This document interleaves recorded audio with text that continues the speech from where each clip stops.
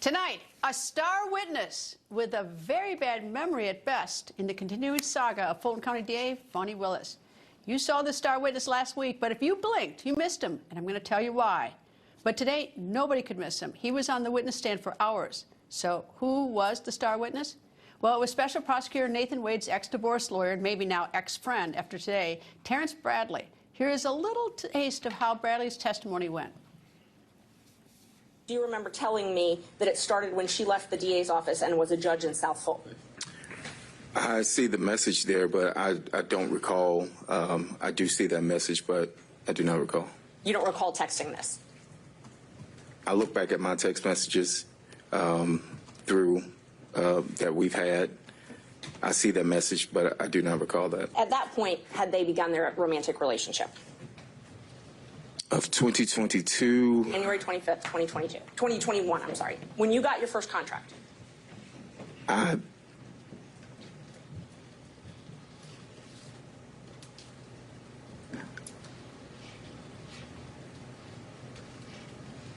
don't recall. I don't recall any specific dates. Do you remember telling me that it didn't surprise you that they took the trips that I found in the divorce file because they took many trips to Florida, Texas, California? And then you told me that they took the trip to California when she moved her daughter there because she failed out of FAMU. Do you remember that? I don't recall that. Did you lie to Miss Merchant when you told her facts about Mr. Wade and Miss Willis's relationship?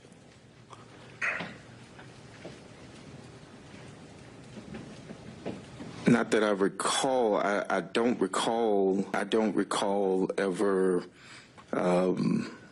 whether any of it was a lie or not. We'll have more of lawyer Bradley's testimony later in the show. Also tonight, U.S. Attorney General Merrick Garland just got a subpoena from Capitol Hill. 3 House committees are demanding the transcripts and recordings from Special Counsel Robert Hur's October interview with President Joe Biden. Before subpoenaing the Attorney General, the committees had asked the DOJ to simply provide the information by February 19th. But February 19th passed, and DOJ just blew off the deadline. So now they got a subpoena. More on that later in this hour. But first, it's time for 24/24, the latest Election 24 news in the last 24 hours. First up, polls are soon to close. This is the big night in Michigan. Both parties have primaries tonight, but all eyes are not just watching for the winners, but watching for the margin of the wins. As we wait for the polls to close, here's the latest. Democratic Michigan Congresswoman Rashida Tlaib, the only Palestinian American in Congress, had this to say after she cast her vote, and her vote was not for President Biden, the head of her party. I was proud today to walk in and pull a Democratic ballot and vote uncommitted. We must protect our democracy. We must make sure that our government is about us, about the people. This is the way we can use our democracy to say, listen to Michigan, listen to the families right now that have been directly impacted, but also listen to the majority of Americans who are saying enough. No more wars. No more using our dollars to fund a genocide. No more. Tlaib has been encouraging others to vote uncommitted like she did. Michigan Arab American Democrats in particular want to send a protest message vote to President Biden for his refusal to force a ceasefire in Gaza. According to ABC News, the organizers of this protest vote are pushing for at least 10,000 uncommitted votes, or as much as 15% of the primary vote going to no candidate. Shortly after the polls close, which is soon, we're going to find out how many Michigan Democrats are following the lead of Congresswoman Tlaib. So now to the Republican side of the ballot. Last Saturday, former South Carolina Governor Nikki Haley got knocked off the horse in her home state. Former President Trump beat her by 20 points, but she's now back up on the horse, hoping to do well tonight in Michigan's Republican primary, and she's vowing to stay in the race. Today, Haley said, "I'm doing what I think is right. I'm doing what I believe 70% of Americans want me to do," end quote. And she didn't stop there. Haley following up with a warning about her former boss, former President Donald Trump. Haley said, quote, "You have to see the writing on the wall. You have to see the hole in the ship. And if you do not see the hole in the ship, we are all going to go down," end quote. And in more Republican news, now you may not remember, but American businessman Ryan Binkley was one of the few candidates still running in the 2024 Republican presidential primary.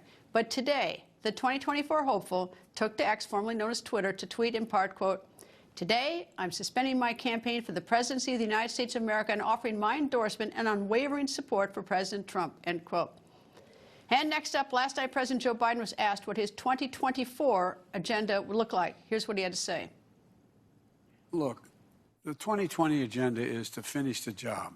For example, we're now in a position where we have the strongest economy of any major nation in the world, number one. We've got a way to go yet.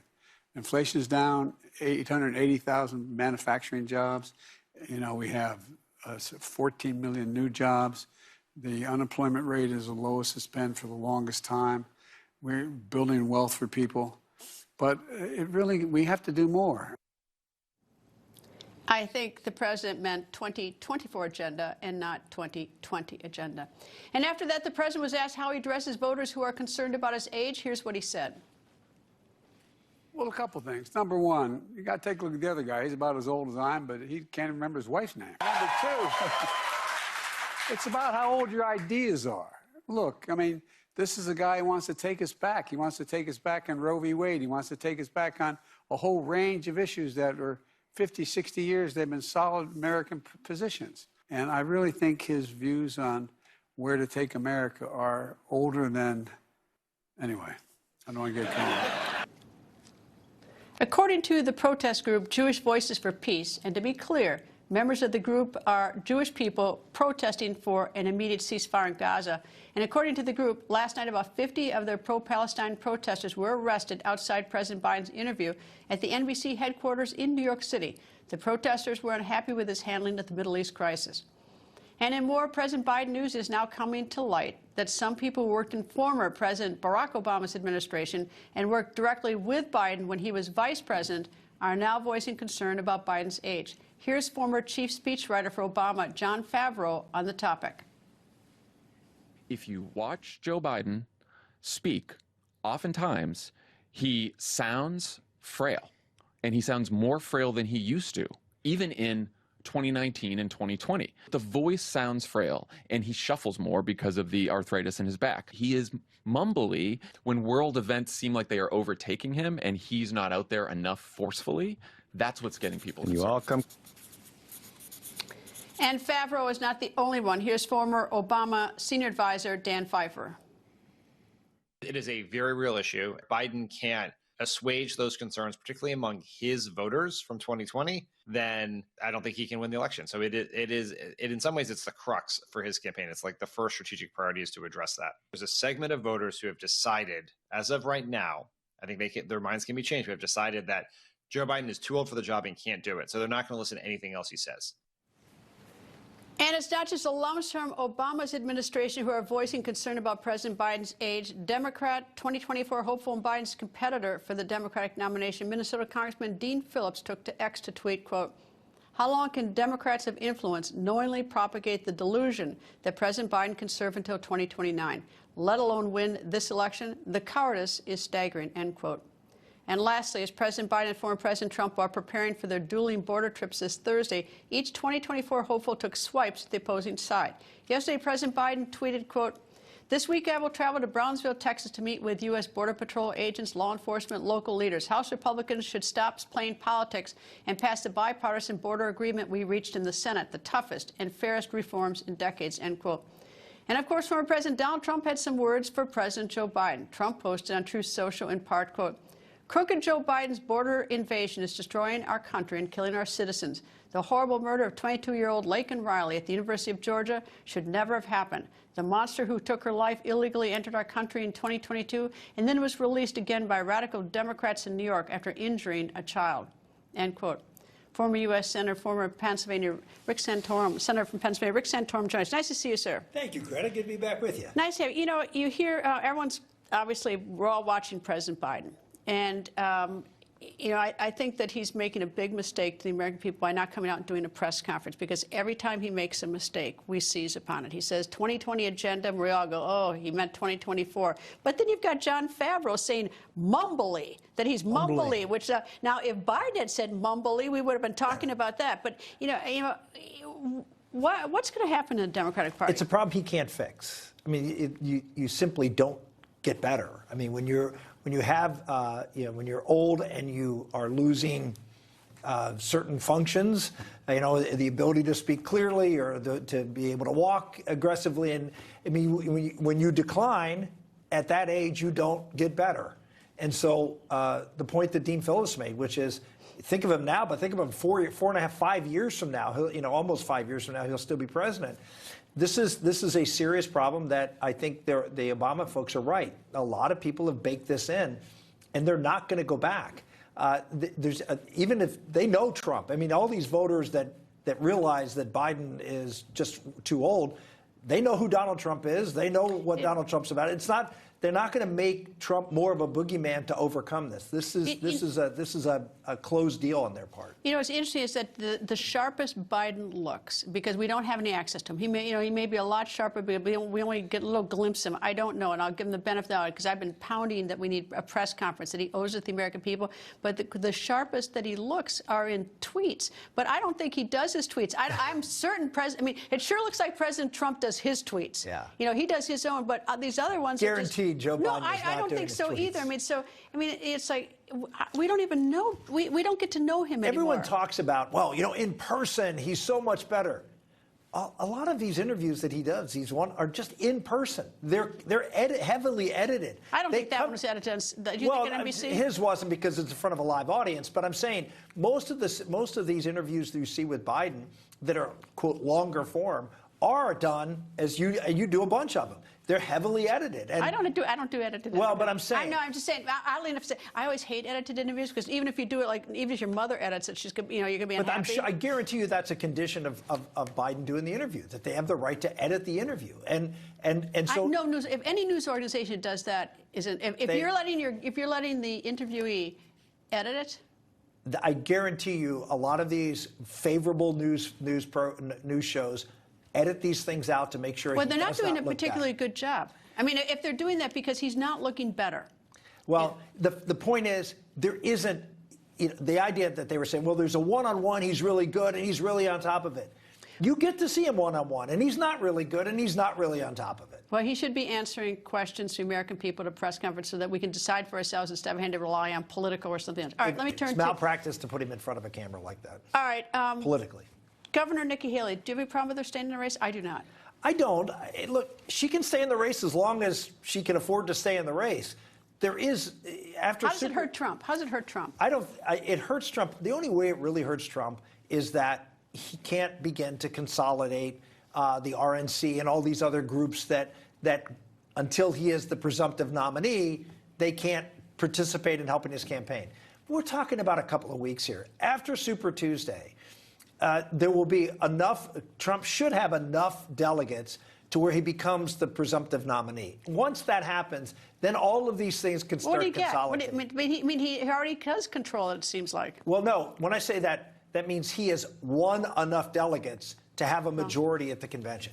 And that actually can happen next week. And so we'll wait to see tonight. The interesting tonight is how big of a win he has. And doesn't matter much for delegates, but it does show Nikki Haley that 40% number that she keeps holding on to isn't real when it gets past South Carolina. That's why we look at margins instead of who wins tonight. Anyway, that's exactly right. Senator Rick Santorum, nice to see you, sir. Thank you. Coming up, another hearing involving Fulton County DA Fonnie Willis. The hearing ended just a short time ago, the latest when the record continues. Special Prosecutor Nathan Wade's ex-divorce lawyer, Terrence Bradley, was ordered to testify again.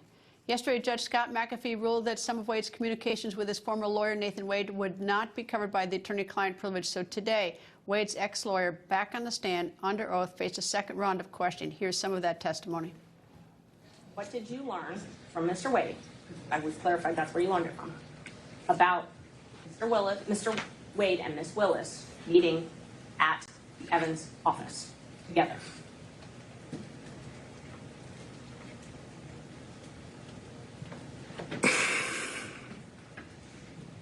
I don't object to asked and answered. He's testified that He hasn't answered. We haven't heard an answer. He testified he had one conversation with Mr. Wade in the back of his law office. No, and his answer may change. So Pick him off as to how to answer the question. I can't recall what the conversation was. Do you think it started before she hired him? And you said absolutely. You recall that? I see that in the text message, yes. Okay. And do you also recall me asking you how they would react if they would attack me? And you said, no, they will deny it. Your Honor, objection as to speculation as to how he thinks they will react. I think that goes to the motivations of the witness overall. And you told me that they will deny it. That's written in there, yes. So you on your own came up with the whole notion that it started when she left the DA's office and was judge in South Fulton. That's, according to you, that's speculation on your part, correct? Overruled. Answer the question, Mr. Brownlee. Yes, that's speculation on my part, yes. I knew they had met at the municipal court conference. How do you know that? I'll stop you right there. How did you know that? I answered that at the last. I knew that. You now. I knew that Sir, because I'm asking you questions, and you are in a situation where you get to give answers. Mm-hmm. I'm asking you, how did you know that? How did I know when they met? Somebody told you that, right? When they met? Yeah. Yes, correct. Who told you? Mr. Wade told me when they met. So you had more than one conversation about the relationship between Mr. Wade and Ms. Willis because he told you where he met her. Yes, correct? incorrect. Incorrect. It's incorrect. It's incorrect. But why would you speculate when she was asking you a direct question about when the relationship started? I have no answer for that. Except for the fact that you do, in fact, know when it started, and you don't want to testify to that in court. Overruled. That's the best explanation, isn't it? This is completely Overruled. argumentative. That's the true explanation, because you don't want to admit it in court, correct? No, I have no direct knowledge of when the relationship started. Former federal prosecutor, former assistant DA in Cobb County, Georgia, Francie Hakes joins me. Francie, painful, but this is a very serious matter. Your thoughts about today's testimony? Well, you know, Greta, it was painful. I watched the entire thing from start to finish, and also painful was that I have to give some credit to Steve Sadow, who seemed to understand how to really distill this down and make a few critical points. The most important thing I think that happened at the hearing today, Greta, is that this guy Bradley is a lawyer. He practices in Fulton County. Ashley Merchant, one of the defense attorneys in the case, sent him the motion to disqualify Fani Willis and asked him to fact check it.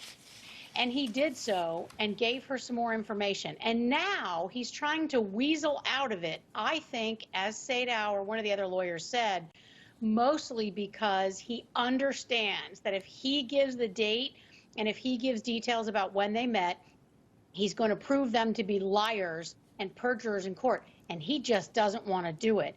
But it's obvious that this lawyer would have read that motion, which was titled that what it was, and looked very closely at what was being attributed to him, which is that he said that Willis and Wade began their relationship shortly after they met at this conference in 2019, not 2020, not 2021, and certainly not March of 2022, which is what they both testified to. He knows that that will put them in a terrible position, and he just refused to do it. And he looks completely incredible today, Greta. You know, it's like I think we're at the point. I mean, the judge has got to make a decision. It's a very light standard, you know, basically, you know, appearance of impropriety. I mean, this prosecution can't go forward with this prosecutor. I don't know how it possibly can. It's so soiled. Secondly, though, we've gotten into a whole other realm where we have 3 lawyers who may have lied under oath, committing perjury. And the whole country's going to wonder if we don't have an investigation, if there's no grand jury on them, you get a special pass if you're a lawyer. It's okay, you can lie if you're a lawyer. And, you know, and they have inconsistent statements. They can't all be, you know, they can't all be right. You know, what they're saying. And, you know, and then you've got to, if you factor that against Robin Urti, the witness, who says she was a friend, an ex-friend of Fani Willis. That's one. And now you've got these phone records, which I don't know how are those phone records. The phone records that are just part of a pleading that have been filed with the clerk strongly suggest a lot of the things that Fani Willis and Nathan Wade said on this witness stand were just not right as to when they met. What happens to those phone records? Do they have a hearing on that? Well, they're going to talk about that on Friday. They're going to make arguments about the phone records on Friday, Judge McAfee said. But these are self-authenticating business documents, these phone records. Now, the report from the man who ran the program on them, that's a different story. And we'll see whether or not the judge wants to hear from him. But I think what will happen first is he will admit those phone records. They directly contradict Willis, Wade, and now Bradley. And so Willis, Wade, and Bradley have made those phone records relevant by their testimony. I always say, Greta, it's the cover-up and not the crime. And that's exactly what's happened here. You saw it yourself. If she had just taken ownership of this relationship from the very beginning when she was accused of it and said that they had a relationship and it had nothing to do with the case, I'm not sure we'd be here now. But because well, there wouldn't they be testimony. They wouldn't have testified under oath, because that's now, if she'd gotten out when we all said 2 months ago, she better get out of this one. Yeah. Everybody said that, pass it to the next county. Well, now she's gotten in the position where she may have committed perjury. So it's a whole different case, but we'll see what happens on Friday. Francie, as always, thank you. Thanks, Greta. Well, it took 50 years, and frankly, that's a disgracefully long period of time. But on Thursday, an American spacecraft finally, again, landed on the moon, but regrettably coming in too fast and tumbling, forcing some of its antennas to point in the wrong direction. The spacecraft is named Odysseus. It is also the first ever private spacecraft to do so. But it's exciting. It's exciting to be back on the moon. But that excitement, though, is short-lived, because Odysseus landed sideways. As a result, its solar panels are blocked from the sun. That means it will eventually run out of power. And when that happens, it just stops working. That could be tonight. The Houston-based company Intuitive Machines said a human error was discovered just a few hours before landing. It had to do with a safety switch not being unlocked before launch. The realization, discovered mid-flight en route to the moon, left multiple engineers scrambling to write new software for the spacecraft. Odysseus ultimately avoided crash landing, but it did trip over itself in the landing. NASA paid Intuitive Machines $118 million to deliver 6 experiments to the moon. And now from outer space, I'm going to take you closer to Earth, to Boeing, the manufacturer of the 737, 737 MAX, 757, 767, 777, 778, and many more aircraft.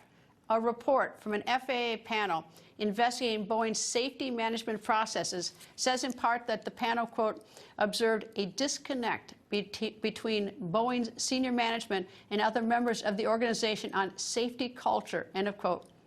The panel also reported that, quote, it found a lack of awareness of safety-related metrics at all levels of the organization, end quote. By the way, after hearing that report, Amtrak still has a toll-free 800 number for all of you travelers. Coming up, former President Donald Trump crying foul in his Florida document case. Meanwhile, the Department of Justice snubs House Republicans, and now House Republicans slap the DOJ with a subpoena. That one, the record continues after this. Might there be blood in the water? House Republicans seem to think so. Today, Republican chairs of 2 committees subpoenaed U.S. Attorney General Merrick Garland. Oversight Committee Chair James Comer and Judiciary Committee Chair Jim Jordan are demanding the transcripts and recordings from Special Counsel Robert Hur's October interview with President Biden. Comer and Jordan's subpoena is also supported by Chairman of the Ways and Means Committee Jason Smith. All 3 men are leading the ongoing President Biden impeachment inquiry. On February 12th, the 3 House committees gave the Department of Justice a February 19th due date to provide these materials. But they were snubbed by DOJ, so now the subpoena. The subpoena reads in part, quote, the committees are concerned that President Biden may have retained sensitive documents related to specific countries involving his family's foreign business dealings, end of quote. Tomorrow, Biden's son, Hunter Biden, will be on Capitol Hill. He will testify in a closed-door testimony in the impeachment probe of his father. Member of the House Ways and Means Committee, Texas Congresswoman Beth Van Dyne joins me. Good evening. Now, as I look at this, is that the 3 committees, or 2 committees, gave the Department of Justice till February 19th to supply these documents voluntarily. They didn't get it done. They said they were too busy, which, frankly, those transcripts are already prepared. They're prepared when they did the report, so I don't believe that. But what are you expecting to see? I know you're expecting to actually get these documents. Well, we're expecting to get them. You know, it's very disappointing that, 1, the DOJ hasn't produced them yet, because, as you said, they are readily available. 2, they haven't even given us a date of which to expect to receive them. So they just seem to be, holding off. I don't know if they think we're going to lose interest, or they're going to happen before the election. Or the fact is, what we're hoping to be able to find is actually the facts. What has been going on? Why has the DOJ, one, been holding them, and two, what information was leaked out?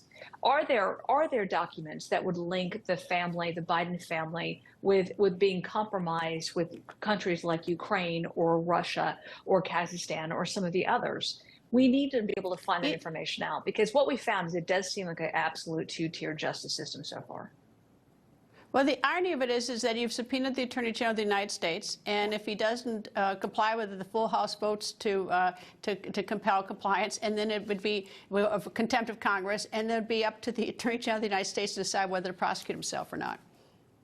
Yeah, it doesn't seem to make much sense, which is why you have committees like oversight that is actually supposed to have oversight over those agencies, and that's what we're trying to do. What you see is we're being stifled left and right. You know what I'm interested in, which is not part of the was not part of the subpoena, is that in her report, it says that President Biden, he wasn't president at the time, when speaking to a ghostwriter, said something like, "I've classified documents downstairs." Well, he must have spent hours and hours and hours speaking with the ghostwriter who's writing the book that he did. So I would want to hear the tapes and the notes of the ghostwriter. I think those would probably would illuminate it, one way or another. I think you're right. I mean, the fact is that you had classified documents that were being kept in a garage, and God knows who had access to them. We don't know that, but we do know that they were willfully kept, according to Hur's report, that the president had willfully kept classified documents in a garage, and that we also know that elderly and doesn't have a good enough memory to be able to withstand a trial, and yet he seems to have to be at a full capacity to be president of the United States. You can't be both. Yeah, that's a tough one. Well, that's why I want the president to. I think the thing is that we need a press conference, and the president he can set us all straight one way or the other. Congresswoman Beth Van Duyne, thank you for joining me. Thank you very much. Yesterday, Special Counsel Jack Smith filed a response to former President Donald Trump's motion to compel discovery in his Florida federal court classified documents case. Trump says he needs this discovery, which is production of documents, to prove that he is selectively and vindictively being prosecuted for possession of classified documents. Special Counsel Jack Smith opposes this request. His pleading reads in part, there have been many government officials who have possessed classified documents after the end of their terms in office, often inadvertently, sometimes negligently, and very occasionally willfully, end of quote. Special Counsel Smith's opposition to motion goes on to state in part, quote, but there's never been a case in American history in which a former official has engaged in conduct remotely similar to Trump's. And the pleading goes on to state, most notably, Trump, unlike Biden, is alleged to have engaged in extensive and repeated efforts to obstruct justice and thwart the return of documents bearing classification markings, end quote. Gray Analytics Vice President, General Counsel, and former U.S. Attorney for the Northern District of Alabama, Jay Town, joins me. Nice to talk to you, Jay. What do you think about this this latest motion back and forth between the president and Jay Smith? Yeah, I mean, look, I get why Special Counsel Smith is opposing what's called the one prosecution team motion by the Trump defense team, which essentially is saying that the White House counsel's office, the National Archives, and the Department of Justice were all colluding together to work against Trump, even before Trump delivered those initial 15 boxes way back in January of 2022. And to me, when I read Smith's motion, it almost made Trump's point that, the vindictive sort of standard is you treat people in a similar situation differently. And if you go back to President Biden, Hillary Clinton, so many others, they were treated very differently than President Trump. And I just let me correct myself, since I've pointed out President Biden's, it's Jack Smith, not Jay Smith. So let me correct my own mistake. I'm so conscious now every time I make a mistake. All right. Here's the thing that disturbs me is the whole business about willful. Look, President Trump was loud about it. There's no question about it, and he shouldn't have had. I'm not saying that he shouldn't have had, to the extent that they're classified documents. But I still am troubled by a couple of things with President Biden, and because he's a little bit more polite about it. But according to at least Robert Hur's report, he was talking about that he had possession of classified documents to a ghostwriter. So he knew he had them back in about 2017. So he knew about it. So when the noise came up about President Trump, he didn't exactly go running and say, here, I have the documents, because he knew it from then. Plus, which I find more astounding about his office, on November 2nd, 2020, right before, or 2022, right before the midterms, his office knew that they had possession of those classified documents, and they didn't let the American people know before the midterm election 2022. They sat on it, and they did that willfully and deliberately so they didn't affect the midterm elections. It wasn't until January that they did it. So it's not as though that Biden has such clean hands on it. I mean, none of them should do it, but it's not as though it's so clean. It's not clean on Biden's part, but I still maintain, Greta, that Rob Hurd did what Jack Smith should have done.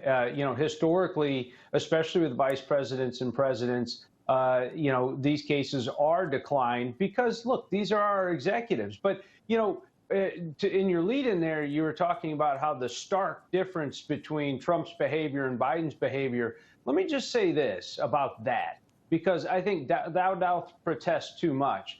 They both had hundreds of highly classified documents. They're both subject to the same executive order, the same Presidential Records Act. They both had their counsel negotiate the return of these documents. Staff packed their offices. Biden and Trump haven't carried car keys for 40 years. They're not packing their offices. And they were both told by the Department of Justice officials to put a better lock on the materials after they were discovered, which they did.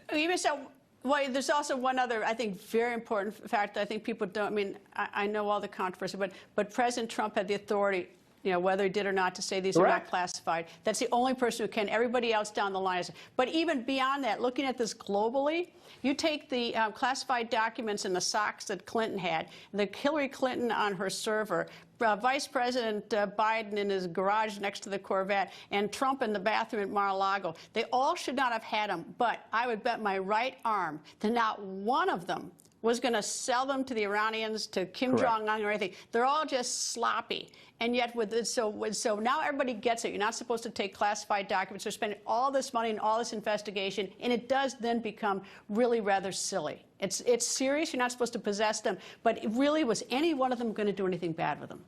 Right. There wasn't any spillage. There's no injury to the United States. Again, that is why I maintain that the Trump case, just like the Biden case, should have been declined. But I also understand why people do feel that there's a justice system for the rest of us, and then there's one for Trump.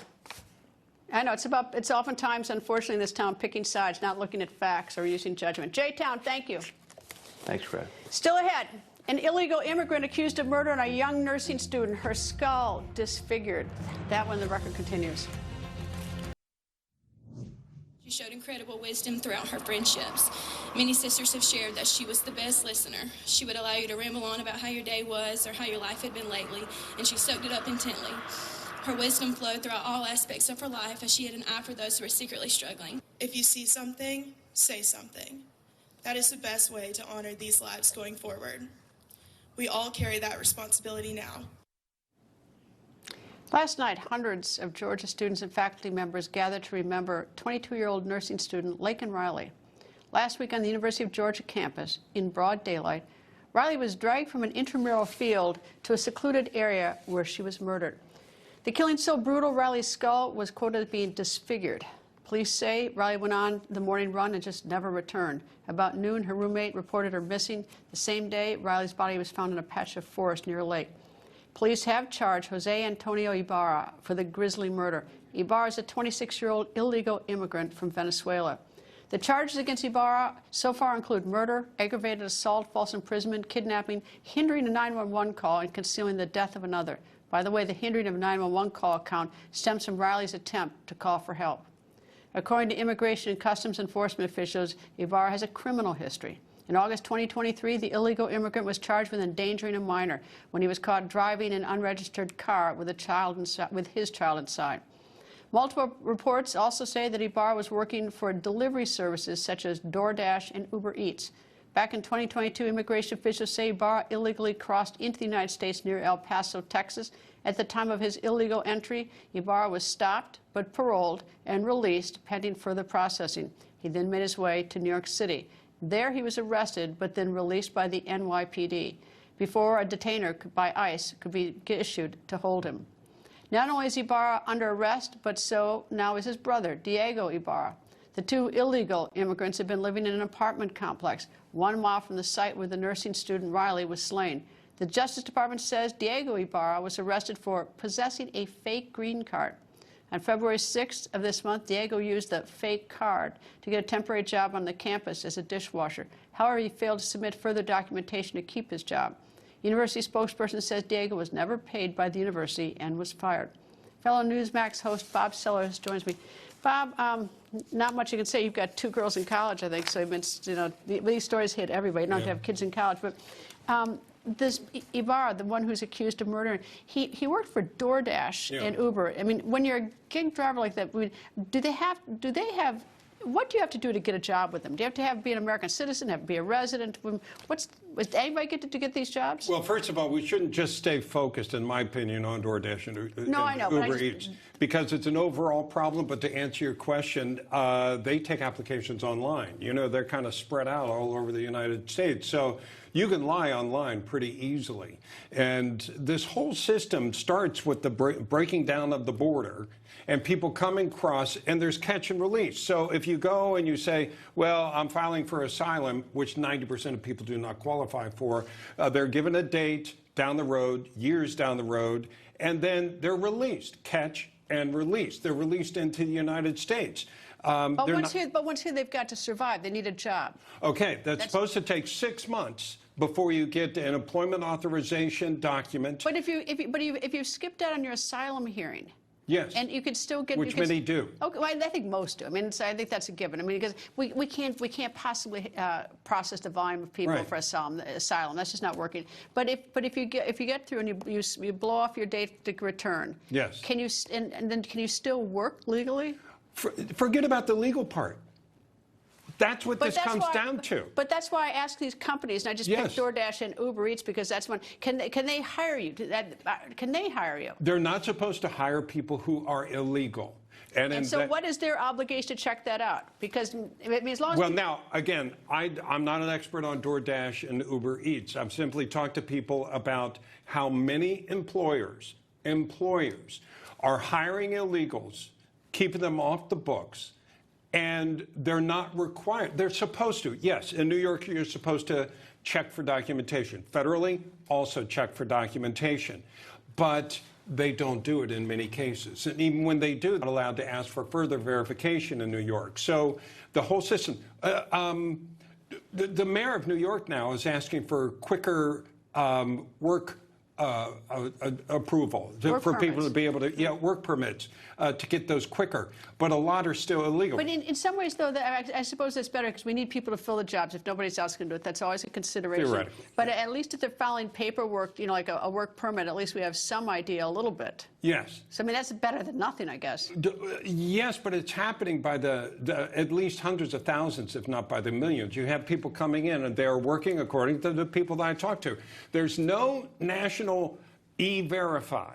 There's no national program in which they can check on whether somebody is legal from the employer. So you have employers that are skirting the law as well. And of course, if they've come with other crimes and moved around, we have no idea anyway. That's right. Bob Sellers, thank you. Nice to see you. Good to see you. Coming up, swing state Michigan's 2024 primary polls will be closing very soon. We're going to take you there live when the record continues.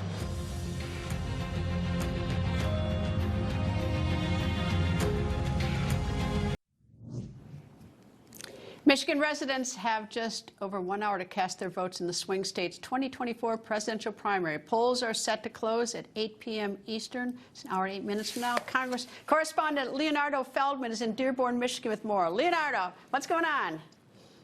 Well, Greta, what I can tell you is that Arab American activists called on their community to vote uncommitted today as a way to protest President Joe Biden.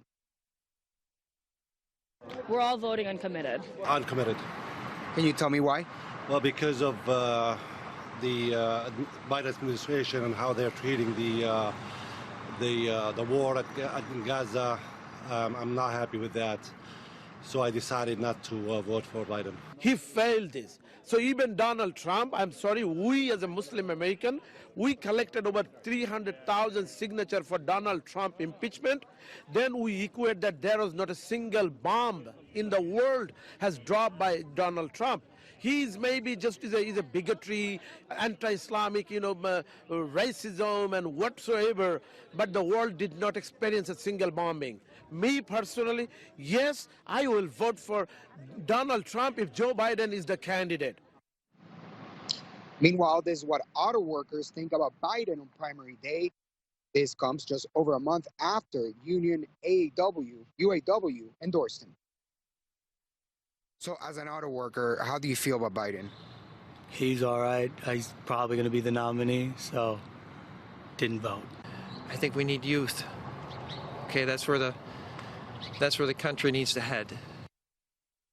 Now on the Republican side, following an embarrassing defeat in her own state of South Carolina, Nikki Haley faces calls to drop out as former President Donald Trump inches closer to becoming the party's nominee. Despite the many calls to step aside, Haley campaigned in Michigan ahead of today's primary, and she vowed to stay in the race no matter what the results were. Given Trump's success in the first-in-the-nation primaries, Axios asked more than 1,000 young voters between 18 and 34 how they'd vote if there was a rematch between Trump and Biden. Well, the results are just more bad news for Biden, as he's only ahead of Trump by 4 percentage points, indicating a sharp drop from the strong support he received from the key voting group in 2020. And Greta, as you mentioned, the polls are about to close here in Michigan. They're set to close at 8 p.m. local time. Back to you. Leonard, do you have a sense about whether people getting out to vote, what kind of turnout there's going to be? I do sense that there's going to be a big turnout because at least from the Arab American community, I spoke to many of them. And the majority of them told me that they went to vote today. Leonardo Feldman, thank you. We'll be right back. Here are Trump and Haley unexpectedly meeting just moments ago at dueling campaign events in Michigan.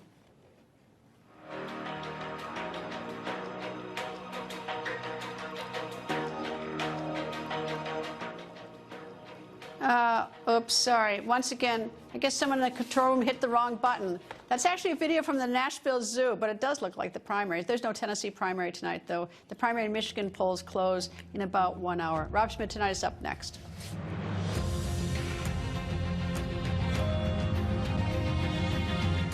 The reason they keep saying threat to democracy. Let's check it out.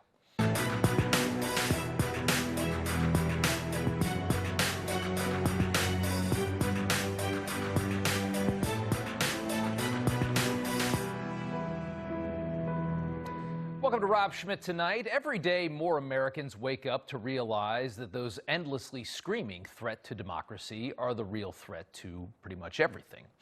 There's a reason why they keep pounding this drum as hard as they can. It's simple indoctrination.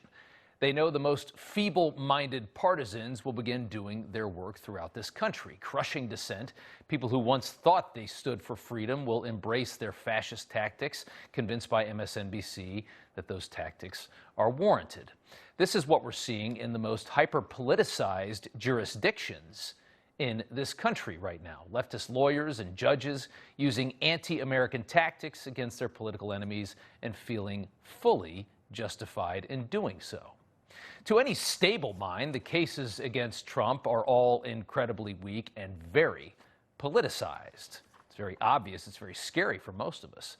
But to those who choose to overdose on cable news, Trump is a madman. And the cases against him are valiant efforts to save the country. This week, despite all evidence to the contrary, Jack Smith declared Trump's handling of classified documents was somehow far worse than Joe Biden's. Something he desperately needs Americans to believe, as the other cases surrounding Trump are either collapsing, as we're seeing in Georgia, or have been wholly rejected as clearly political by the American populace, as we're seeing in New York.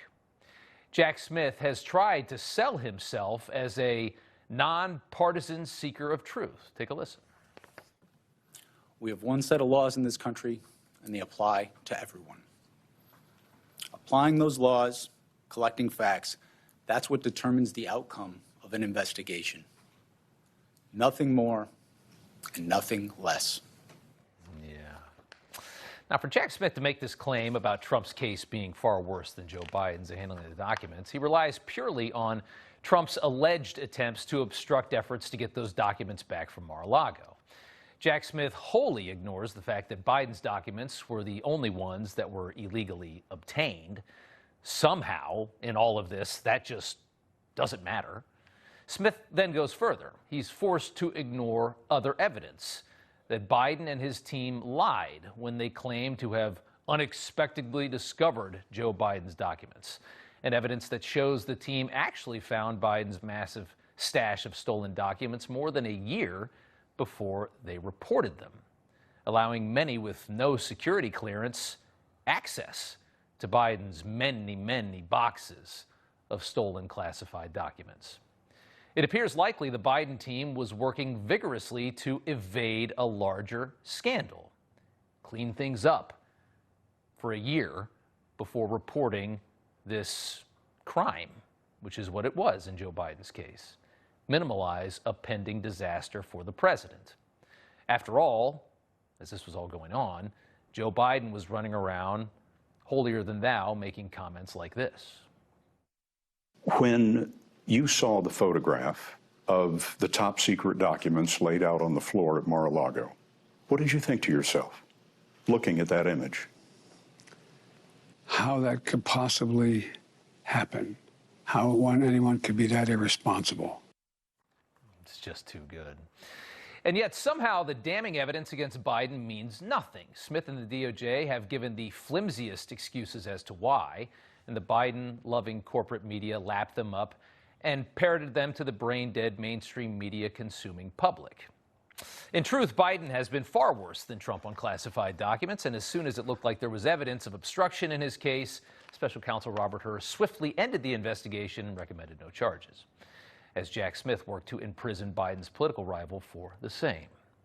We can all see how the game is played now. It's really quite sad to see powerful institutions that are so critical to this great country be corrupted for the political gain of such awful, transparently insidious people. But that's exactly what's happening.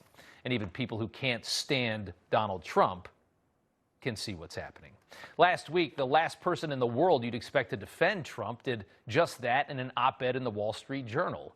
Jeb Bush, acknowledging the deep state machine has gone too far. Jeb Bush has no conceivable reason to defend Trump, and to prove that to you, let's take you back to the 2016 primary debates. Jeb Bush was the early on presumed favorite before Trump so harshly ended his political career. And we need to have a leader that is principled. You're never going to be president of the United States by insulting your way to the presidency. Let's see, I'm at 42 and you're at 3, so Doesn't matter. Far I'm doing better. Doesn't matter. So far I'm doing better. You know, you started off over here, Jeb. You're moving over further and further. Pretty soon you're going to be off the end. Obviously, the war in Iraq was a big, fat mistake, all right? It was a mistake. The war in Iraq, we spent $2 trillion, thousands of lives. We don't even have it. Iran is taking over Iraq with the second largest oil reserves in the world. Obviously, it was a mistake. So George Bush made a mistake. We can make mistakes, but that one was a beauty. So if that man says Trump is being unfairly targeted by a corrupt system, you can probably believe it. Bush, citing cases against both Trump and conservative tycoon Elon Musk, says the U.S. has the best system in the world, but two unprecedented legal decisions against Trump in Delaware and Trump in New York, I should say, and Musk in Delaware, call that into question. In both cases, judges have ordered massive, punitive judgments on behalf of dubious or non-existent, quote, victims. Bush warns if these rulings stand, the damage could cascade through the economy, creating fear of arbitrary enforcement against entrepreneurs who seek public office or raise their voices as citizens in a way that politicians dislike. Very well said. Trump's case, as you know, penalizes him $450 million by essentially criminalizing his own valuations of his own assets. Ignores the fact that his bank, the alleged victim, signed off on those evaluations and elected to take risks on Trump based off those evaluations, and then ended up defending Trump in court, his bank did. In Elon Musk's case, a Delaware judge has decided to dismantle Musk's massive bonus structure. north of $50 billion with a B dollars. A bonus that 80% of his company's stockholders agreed to because it was so outlandish what he had to achieve that if he actually was able to do it, it was more than worth the money. All based on a lawsuit from one single shareholder whose stock went up tenfold, by the way, thanks to Elon Musk's brilliance. But Richard Tornetta, seen here, wasn't satisfied with just his massive return. He wanted some of Elon's money, too, and a Delaware judge who was primed at a left-wing Democrat-donating law firm agreed. Much like the Trump case, there's no victim in Elon's case. The plaintiff is a man who turned $200 in Tesla stock into $2,000, thanks to the brilliance of the man he is now suing for damages. You see stories like this, and you do start to wonder, what successful conservatives, and so many of them are conservatives, will ever actually stand up for what they believe in the future? Elon Musk spent $45 billion to save this country from the left. Who's going to do that in the future? What successful conservatives will ever run for president in the future? And the answer is, if this continues, nobody. And that is likely the point. Monica Crowley worked in the Trump Treasury Department. She joins us now along with Trump attorney Jesse Binnall. And to you both, thanks for coming on. Jesse, I'd say that Jeb Bush made a great point in the Wall Street Journal. Unexpected, but a great point. Yeah, it's hard for me to sit here today and admit it, but Jeb Bush did make a great point. And there is a real problem right now in judicial chambers across America. And you know, a lot of us, we see judges when they're on the bench in a courtroom wearing a black robe. But that, of course, is not the entirety of a judge's life. They go back into chambers, which are, you know, office suites, the same as everyone else has, and they have other colleagues back there in law clerks and judicial assistants and everything else. And right now, I think one of the big problems that we have is politics is talked about in those chambers far too freely. And the result is a very politicized judiciary, an increased politicized judiciary, including and especially in places like New York, Washington, D.C., and other places like that. And we need to get back to the rule of law in this country, where judges are far more disciplined at putting their politics aside when they go on the bench and making decisions based on the law and not on politics. Amen to that. Monica, Elon Musk moved Tesla to Texas, I should say. He moved the company to another state with a warning to say never incorporate in the state of Delaware. I mean, the impact, I mean, this is one of the richest men alive. You know, Americans who create tens of thousands of jobs and drive this entire economy deserve so much better than these lunatic judges and these ridiculous lawsuits. Yeah, you know, we're in a really dangerous moment in the country, guys, because what is going on in our judicial and legal system is all the hallmarks of a tyranny. So we are well down the road to that. The former late head of Soviet security once infamously said, "Show me the man and I'll show you the crime." Yeah. Well, right now we're in that situation. And as Jesse points out, in certain left-wing jurisdictions, deep blue areas, if you are a conservative or pro-Trump or just happen to think the wrong way or pose any kind of threat to the left, you are not going to benefit from what this country stands for, which is the equal application of the law.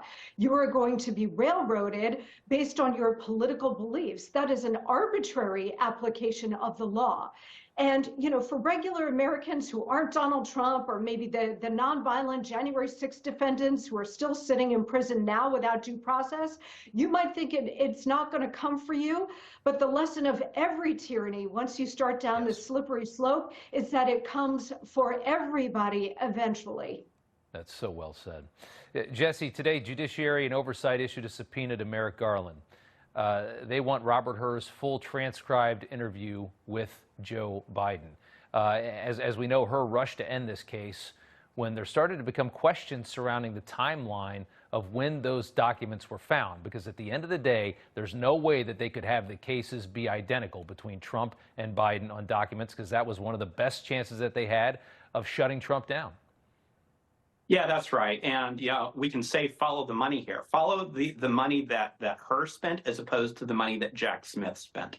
Jack Smith has spent many times more dollars in his investigation than Hur spent, and that's incredibly important because personnel is policy. And what Merrick Garland did is he appointed an extremely aggressive prosecutor who would not let the law or the facts or procedural rights get in the way of going after Donald Trump when it came to that case. And then when it came to Joe Biden, he appointed somebody that, quite frankly, is far more conservative and meek and mild as a prosecutor and would not be as aggressive.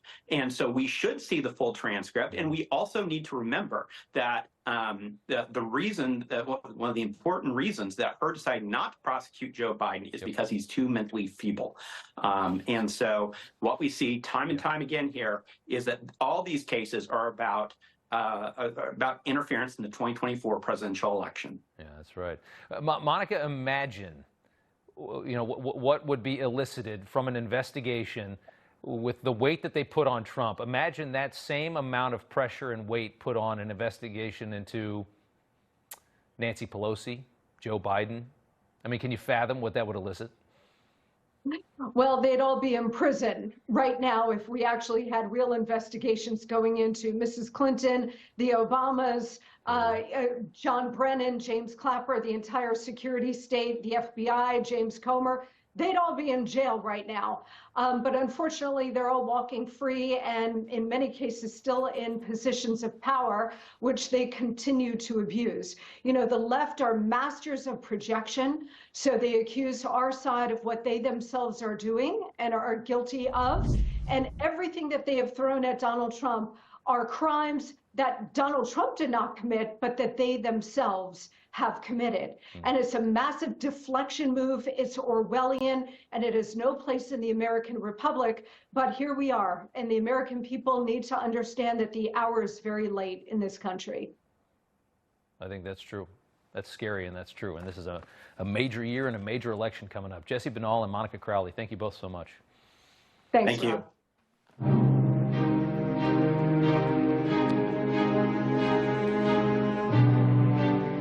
Major moment in the Biden corruption investigation. Joe's bag man, his own son Hunter, will sit down for a transcribed interview, House Oversight interview. This is going to happen tomorrow. You can expect plenty of lies, plenty of obfuscation. Hunter Biden defied House Republican subpoena to testify privately back in December, instead claiming that he only wanted to testify publicly because he's so transparent. In truth, Hunter would have to do this anyways, testify publicly. He was simply trying to avoid a very grueling, much more effective private hearing where top-notch lawyers could pick him apart. That was all that was back in December. You remember that. Tomorrow, Hunter will have a harder time hiding the truth or hiding from the truth.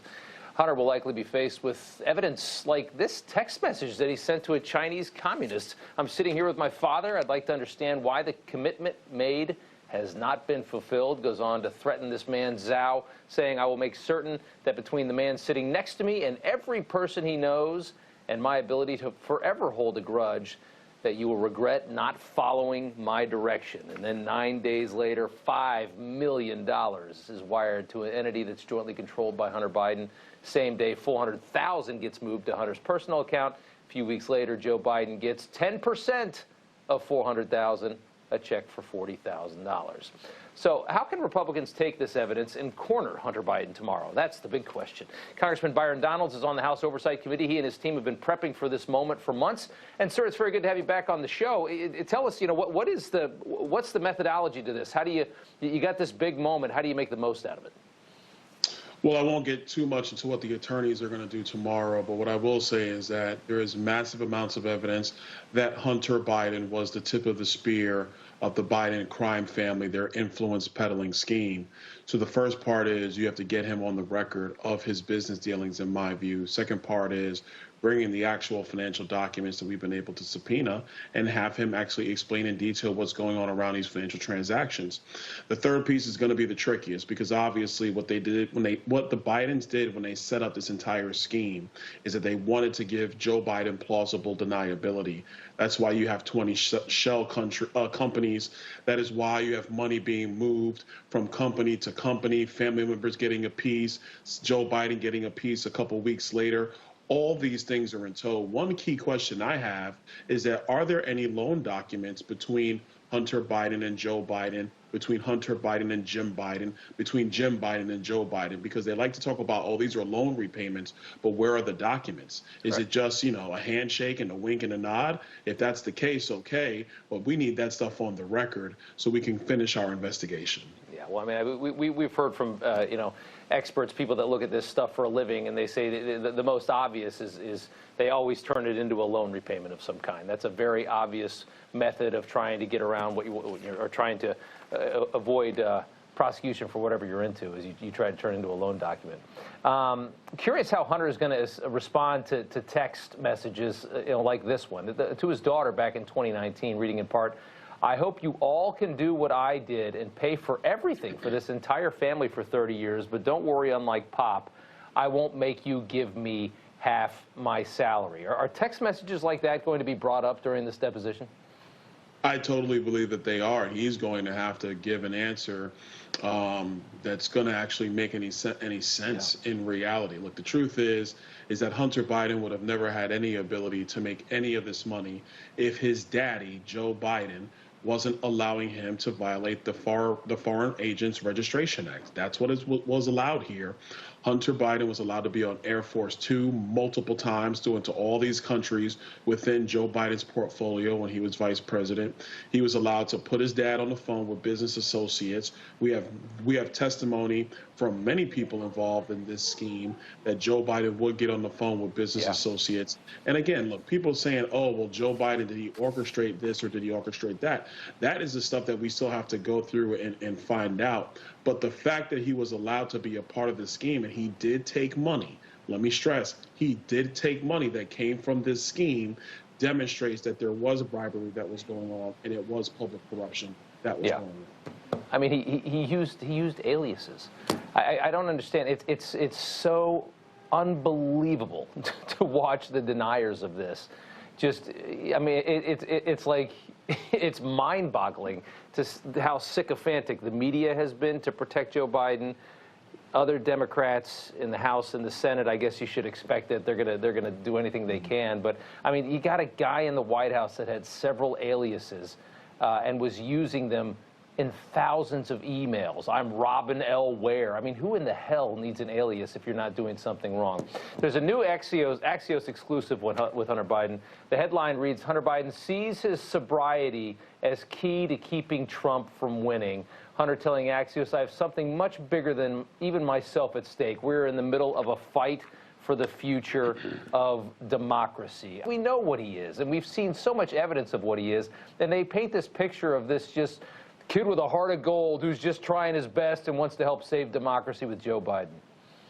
It's just a flat-out joke, and it's disgusting. I mean, I'm just rolling my eyes thinking about this. Hunter Biden doesn't care about democracy. What he cares about is staying out of jail, and he knows he needs his daddy back in the White House, because what he has done is fostered one of the biggest public corruption schemes that our country has ever seen. We're talking about well over $25 million and growing as we continue our investigation.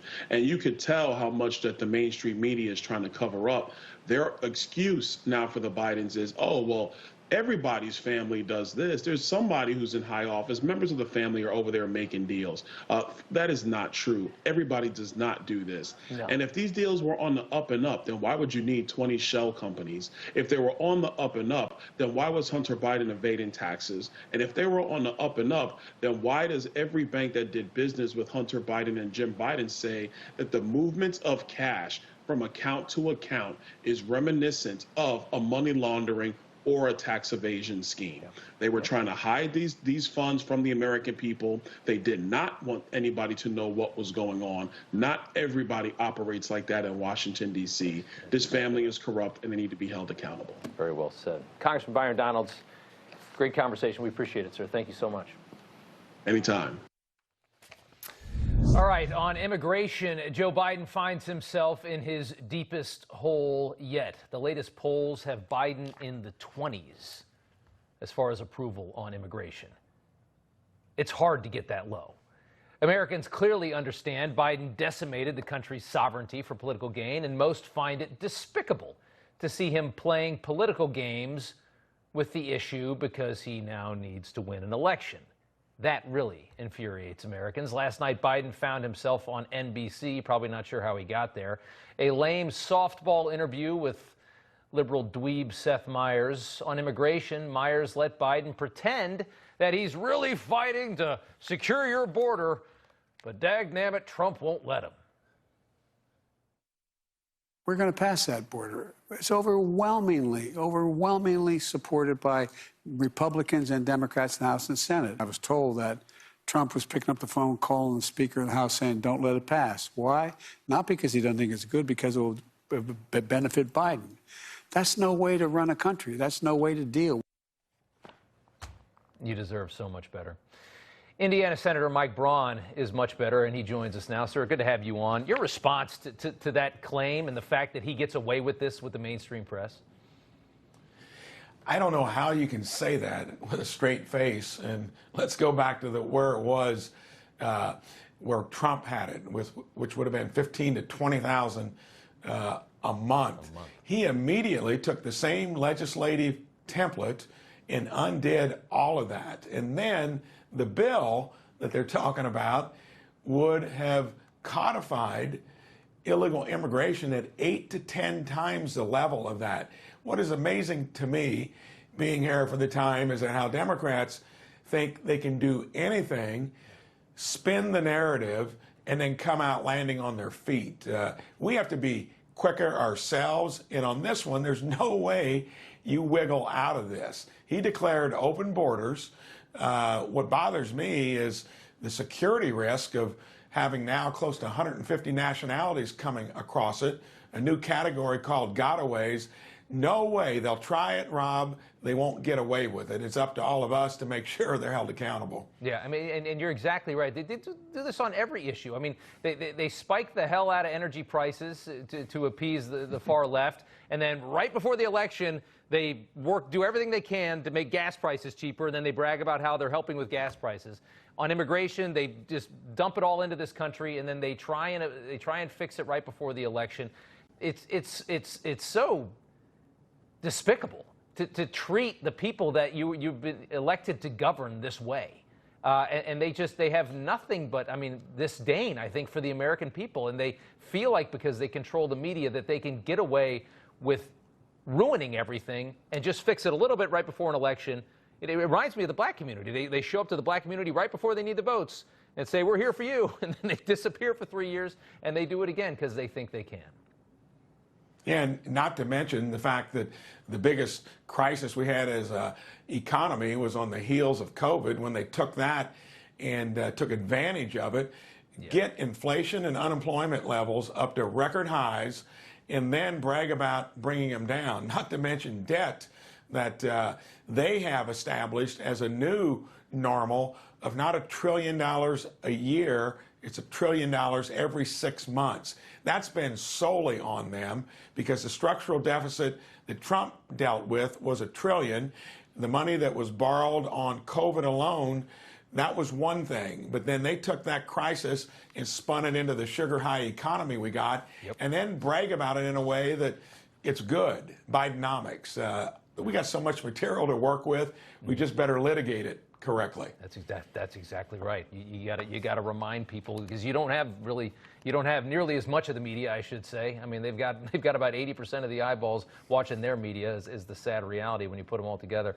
CNN saying that Republicans, back to immigration for a second, are playing politics with the death of this college student, Laken Riley. This after we learned that this Venezuelan migrant that Joe Biden allowed in with his asylum laws disfigured this young woman's skull in such a vicious attack. This is how CNN sounds on this story. As if the initial facts were not horrifying enough or the sense of loss not deep enough by now, and all of it has now been compounded by the revelation the suspect was in this country unlawfully and how quickly that fact became politicized. They're seizing on this as an example of Biden's failure to protect the American people, to secure the border. You know, they have no issue with what he's done to this country for the last 3 years. I mean, this is not a singular case. I mean, look at any big blue city right now. Look at the spread of the migrant crisis all throughout the country. You've got Democrat mayors and governors begging for mercy from the administration, and they just ignore them. Somehow, CNN, the problem is you guys. That's the problem. And what about that scene in New York City where 2 policemen get beat up on the sidewalk, and then the perpetrators have the audacity to, you know what they did, and then they get out? That is just the tip of the iceberg. You cannot have all of that illegal immigration, 250, 300,000 people a month, 60,000 gotaways. It's going to be a national security issue of some sort.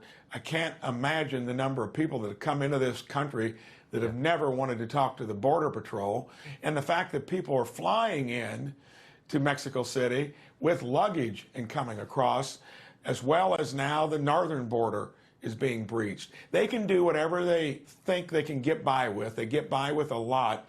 It is incumbent upon us to make sure that the American public sees this clearly. And I do believe it's going to be the biggest issue this November.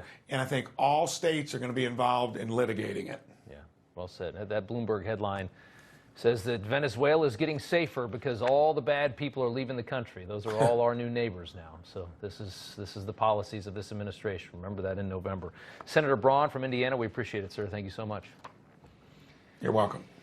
We should all be paying more attention to the anti-American NGOs that are operating at our southern border. Texas Attorney General Ken Paxton he's now suing to end their operations in his state of Texas after discovering potential efforts to facilitate illegal immigration. And that's what they're all down there doing. They're sending maps.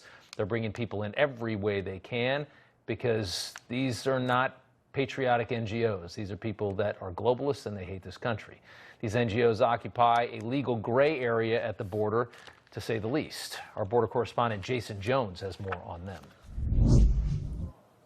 Well, Rob, good afternoon. This video is a continuation of yesterday's video of the Sinaloa cartel base operated by the El Mayo faction, approximately 100 yards inside Mexico, across from Arivaca, Arizona. And as you're watching this, the important thing here is watch how the alien smuggling organizations working directly for the Sinaloans move these people, men, women, and children, like a commodity, and then they bring them up to El Jefe here, who takes their photograph. You hear me talk about how they treat men and women as a commodity? You are seeing that right before they cross into the United States, and a non-government organization known as No More Deaths takes care, custody, and control of them, puts them in the back of pickups, and then transports them to a non-government organization's camp, man-made camp that they've set up and U.S. Border Patrol is allowing.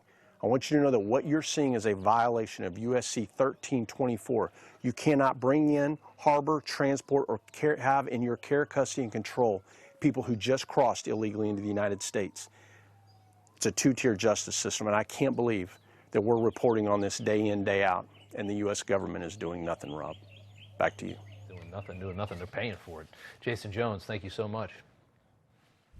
All right, so as Americans deal with 3 years of virtually unchecked looting and shoplifting, which is decimating retail all across the country, video after video after video of this, forcing many inner-city residents to deal with shuttered pharmacies, closed down retail stores. A tweet by the FBI is a nice little look at just how terrified we've become of the issue of race in this country. This is the tweet. Higher prices, dangerous products, and closing businesses. These are just some of the impacts organized retail theft has had on everyday Americans. Remember what the FBI does to combat this, et cetera, et cetera. And look at the picture that they use.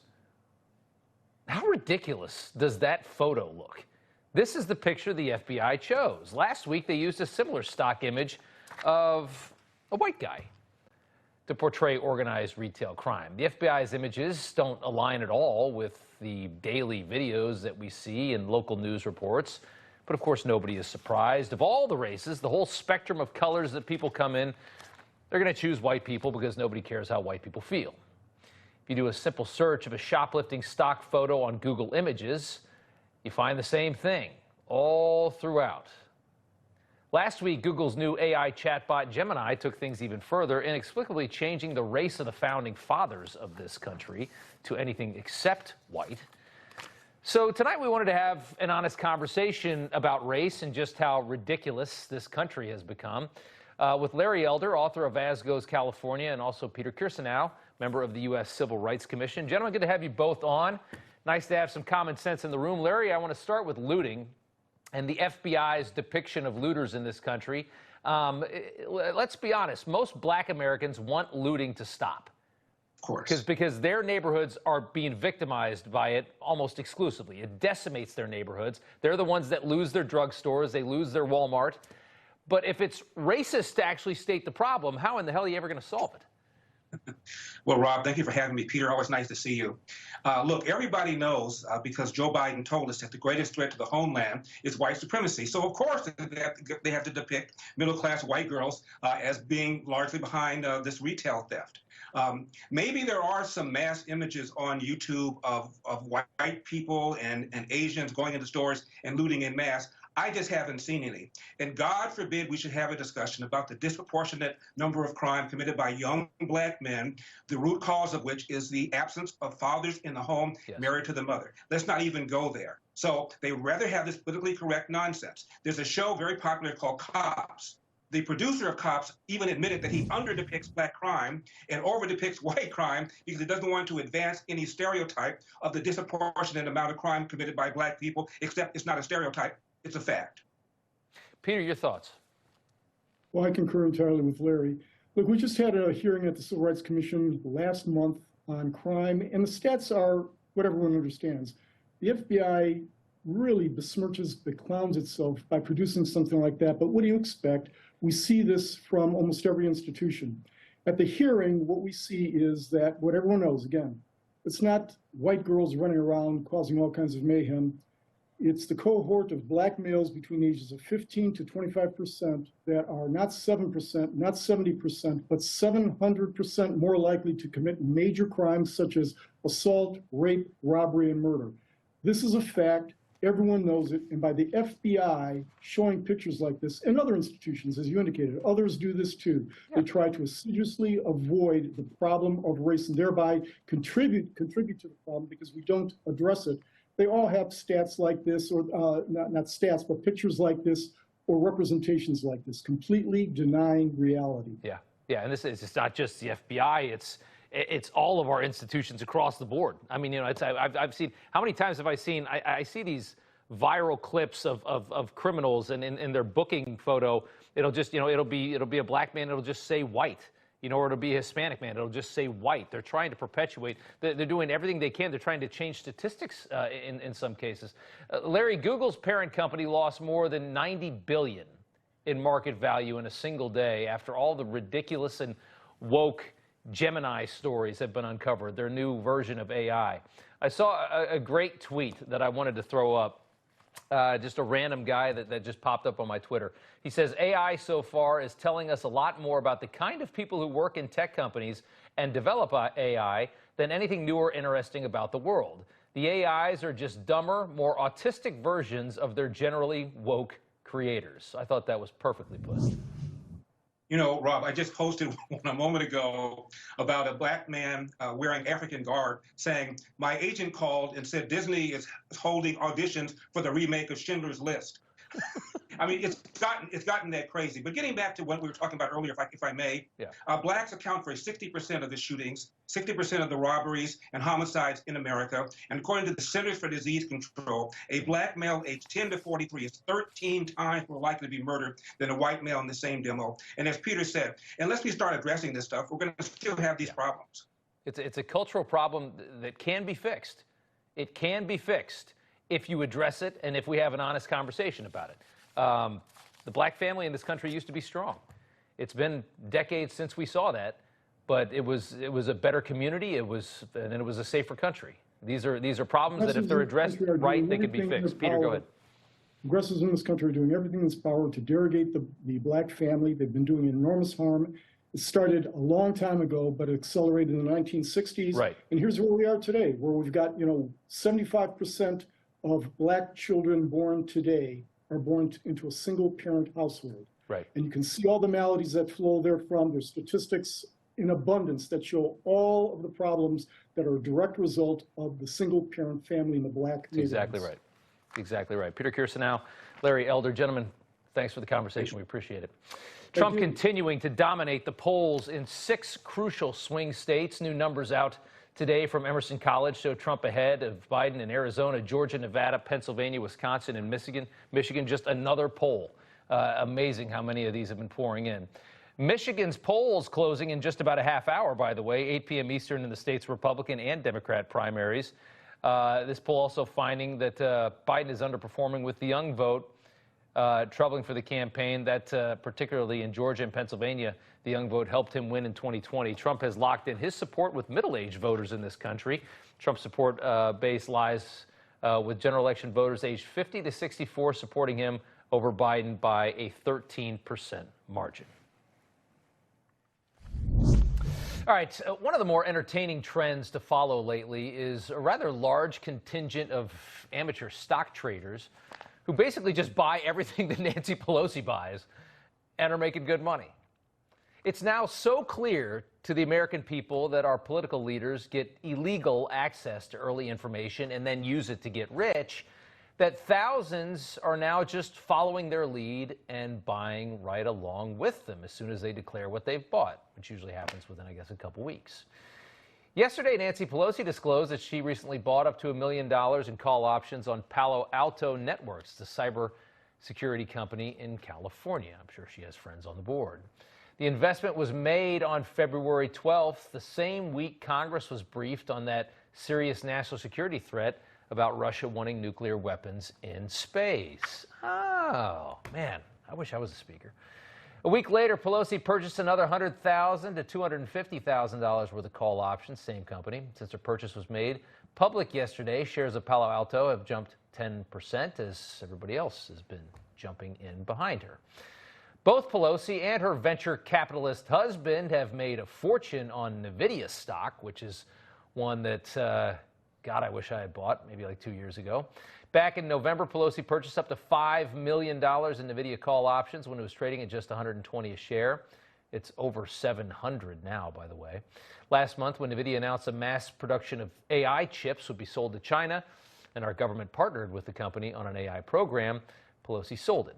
Reportedly made nearly $500,000. That's more than double her annual government salary, and she made that just in a couple months with a stock investment. Paul Pelosi does even better because he gets to sleep next to Nancy Pelosi at night and everything she knows, he knows. He made more than $1 million on NVIDIA in just 3 months. Yes, the game is this filthy dirty. And everybody just knows it now, and somehow, nobody cares that all these people should be in jail? Former Trump advisor Stephen Moore joins me now to talk more about this. Sir, it's good to have you on. It's honestly like a parody. It's so obvious that they get this information. It's so obvious that they use it to get rich that you just have thousands of people just following their every move to make money. Rob, there's just 2 words to describe everything that you described, told about. Insider trading, right? I mean, this should be illegal. And you know, by the way, for full disclosure, my wife and I did invest in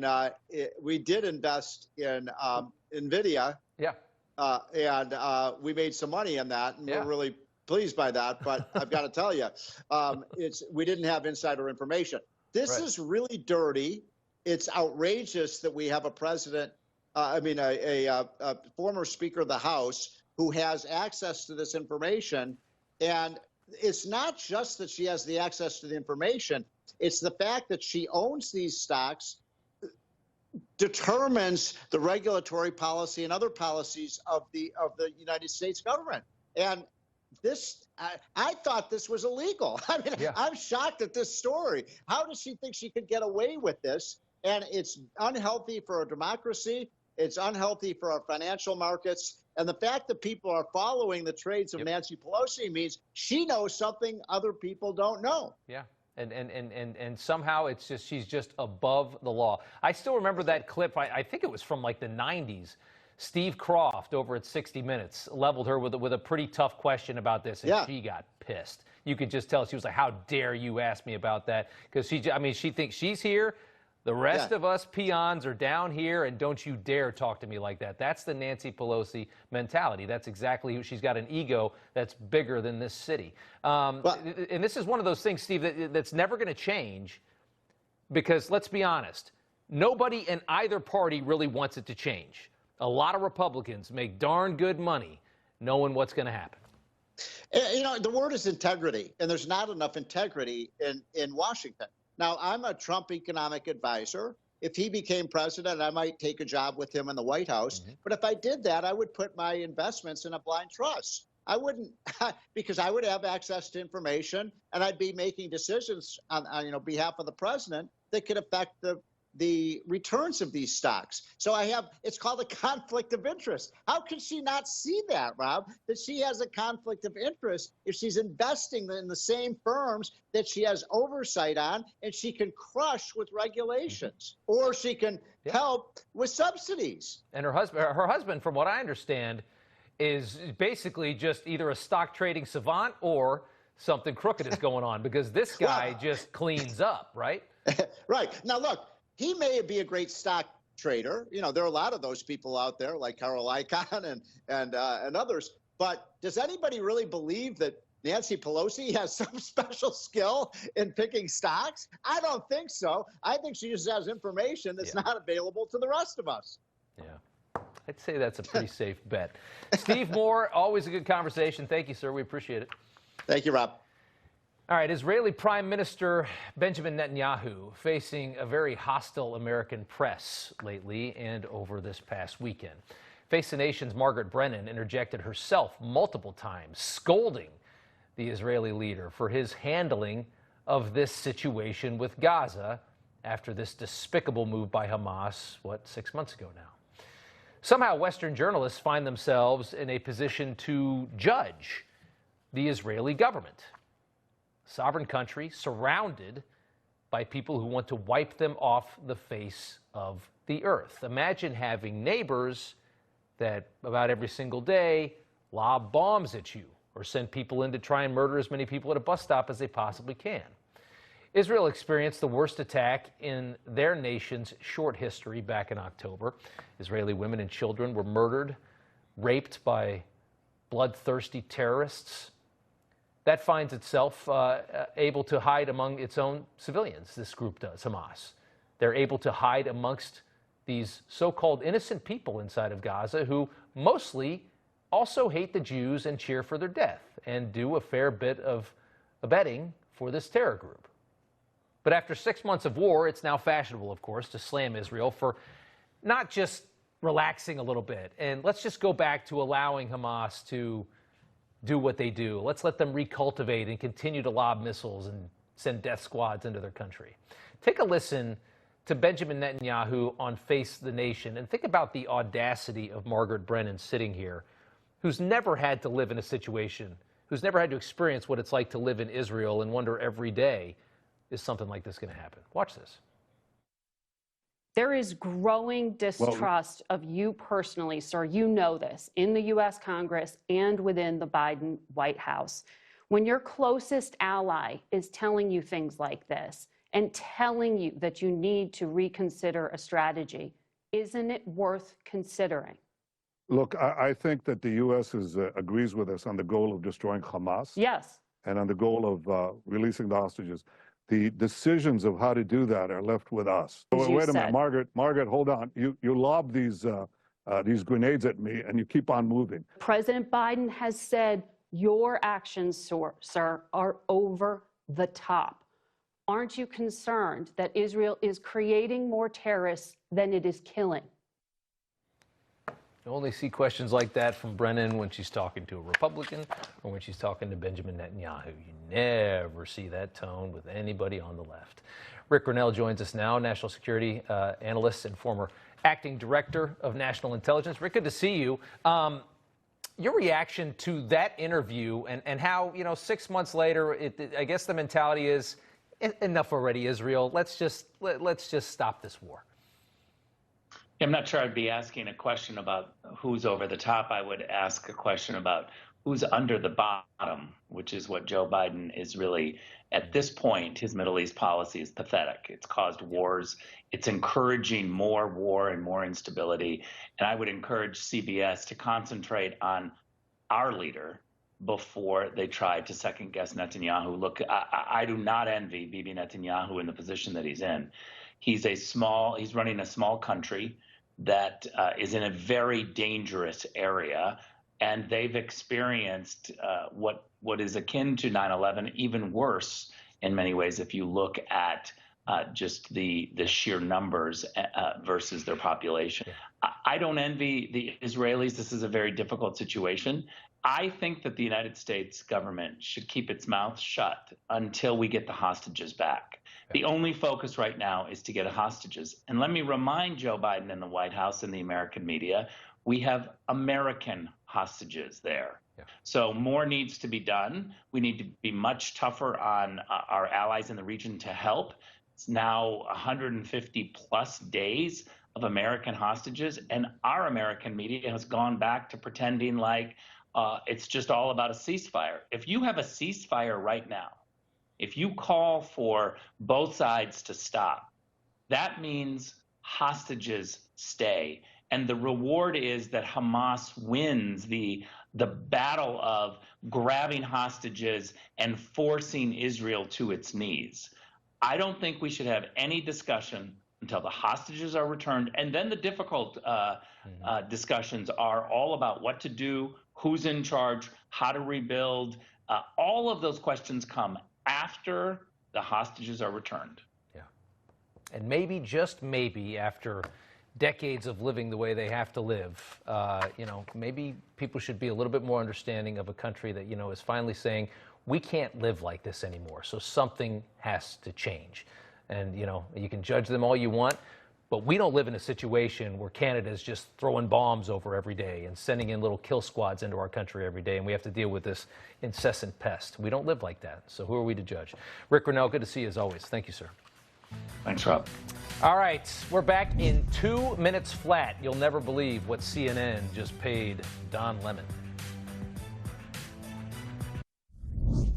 Welcome back. Time now for news from the left. Joe Biden in New York with another unfunny late night host. Told you about it earlier. And again, it's, of course, the ice cream. They think you are this stupid. The friendly face of authoritarian corporatism, or whatever the hell it is that Joe Biden represents. Well, he eats ice cream, so calm down. Enjoy your country's demise. Nothing to worry about because your leader eats ice cream. How could he be a bad guy? Here's more from Biden's very staged appearance last night. Look, the 2020 agenda is to finish the job. I was asked by Xi Jinping about when I was in the Tibetan mountains with him. So I told you all there was going to be an American president who said to Putin, come do whatever you want. You have the guys, the thousands of people who stormed the Capitol. They're insurrectionists. You got to take a look at the other guy. He's about as old as I am, but he can't even remember his wife's name. Yeah. Do you enjoy playing around with the dark brand meme? No, I resent the hell out of it. Okay. Yeah, I think we've seen this show before, don't you? I think we've seen this show before. Next up, hilarious op-ed from The Hill. Republicans would crush the IRS by forcing its workers back into the office. This government simp writer, nervous of the tragedy it would be if Republicans forced IRS agents to have to come to work. Oh, the poor IRS agents, saying they might quit if they have to go to the office, and people might actually get away with paying less taxes. What a tragedy that would be. This whole ordeal stems from a recent House Ways and Means Committee hearing. Congressman Ron Estes, a Republican, asking the IRS commissioner if all employees have returned to the office for a 5-day work week since COVID, like a lot of Americans have had to do. Werfel revealing that IRS employees have been splitting half and half between remote and in person. So they're only in the office 2.5 days a week on average. The Hill article explains SS's concerns about telework in the IRS may appear to reflect a desire for the IRS to be more effective and for taxpayers' personal information more secure, but in reality, there's a not-so-hidden agenda among Republicans. They don't like the IRS. They prefer it to be weak. Yeah, I'd say that pretty much tracks. And we also resent the hell out of people that are sitting there scrutinizing my taxes, doing it in their underwear, laying in their bed while I'm at work. A little bit of this, a little bit of that. Next up, after pledging 3 years ago to phase out gas-powered vehicles to only go electric by 2030, Mercedes-Benz now completely backing off that plan. And we're seeing this also from Audi. We're seeing Apple moving away from electric cars as well. The company saying in their fourth quarter earnings statement, it now only expects up to 50% or even potentially less than half to be electric by 2030 as they try to rein in the insanity that the political class have tried to put us under. Mercedes also saying in the report the company plans to be in a position to cater to different customer needs, whether it's an electric drivetrain or an electric combustion engine, until well into the 2030s. The pressure campaign is collapsing, and you love to see it. I want something with a V12 engine. I just want that so bad. I want an engine just so big it doesn't fit in the garage. Next up, you've never walked on eggshells until you take a job at the miserable dumpster fire we know as the New York Times. Listen to this story. Former editor Adam Rubenstein, a tell-all piece in The Atlantic, telling the story of his orientation at the New York Times. For an icebreaker exercise, he had to answer his favorite sandwich. He responded with the spicy chicken sandwich from Chick-fil-A. He says the HR representative for the group leading the orientation chided me. We don't do that here. They hate gay people. And the others started snapping their fingers in acclamation, according to this piece in The Atlantic. That's what it's like to work at the New York Times. He said, I hadn't been thinking about the fact that Chick-fil-A was transgressive in liberal circles because the chairman opposes gay marriage. Not the politics, the chicken, he quickly said, but he says it was too late. He was ashamed. He goes on to write about the paper's blatant bias against conservatives, saying there was a sense that publishing the occasional conservative voice made the paper look centrist. He soon realized that the centrist voices, the conservative voices we published, tend to be ones that were agreeing with the liberal line. Yeah, get you some Liz Cheney, whatever it is. Yeah, those are the kind of op-eds you want at the New York Times. It was also clear the right of center submissions were treated differently, faced a higher bar for entry, more layers of editing, and greater involvement of higher ups. And finally, CNN settling with Don Lemon, $24.5 million as a part of the separation deal. They let him go right, I think, towards the beginning of a nice contract, it looks like, after he made a comment about Nikki Haley. Nikki Haley isn't in her prime. Sorry. When a woman is considered to be in her prime in her 20s and 30s and maybe 40s. What are you talking? Wait. That's not according to me. Prime for what? It depends. I mean, it's just like prime. If you look it up, if you Google when is a woman in her prime, it'll say 20s, 30s, and 40s. You take a lot of the viewers off. I mean, that's a morning show. You got to be a little bit careful who your audience is, Don. Well, he gets $25 million for saying something stupid because, frankly, the world ain't fair. We'll be right back. And finally tonight, in an effort to equate Trump's mental acuity with that of our half-dead president, the Biden administration is now apparently watching every single interaction that Trump has in public. They're scouring his very, very busy schedule, much busier than Joe Biden's, looking for any kind of dirt. And it appears that they're finding absolutely nothing, because last night Biden slammed Trump, claiming that the president forgot his wife's name during his CPAC speech. Now, we're going to show you the clip Biden refers to before we completely debunk what is evidently a very desperate attempt. Take a look. My wife, our great first lady, she was a great friend. People loved her. Yeah, people love her. Oh, look at that. Wow. Mercedes, that's pretty good. So you saw a bit of it earlier. Biden claimed that, he doesn't even know his wife's name last night on the big show on NBC. Well, that was at CPAC, and he's saying Mercedes because Mercedes Schlapp was in the audience. She is a senior fellow at the American Conservative Union. She's married to the chairman of CPAC, Matt Schlapp. These two run CPAC. Trump was talking about the great response from Mercedes' audience.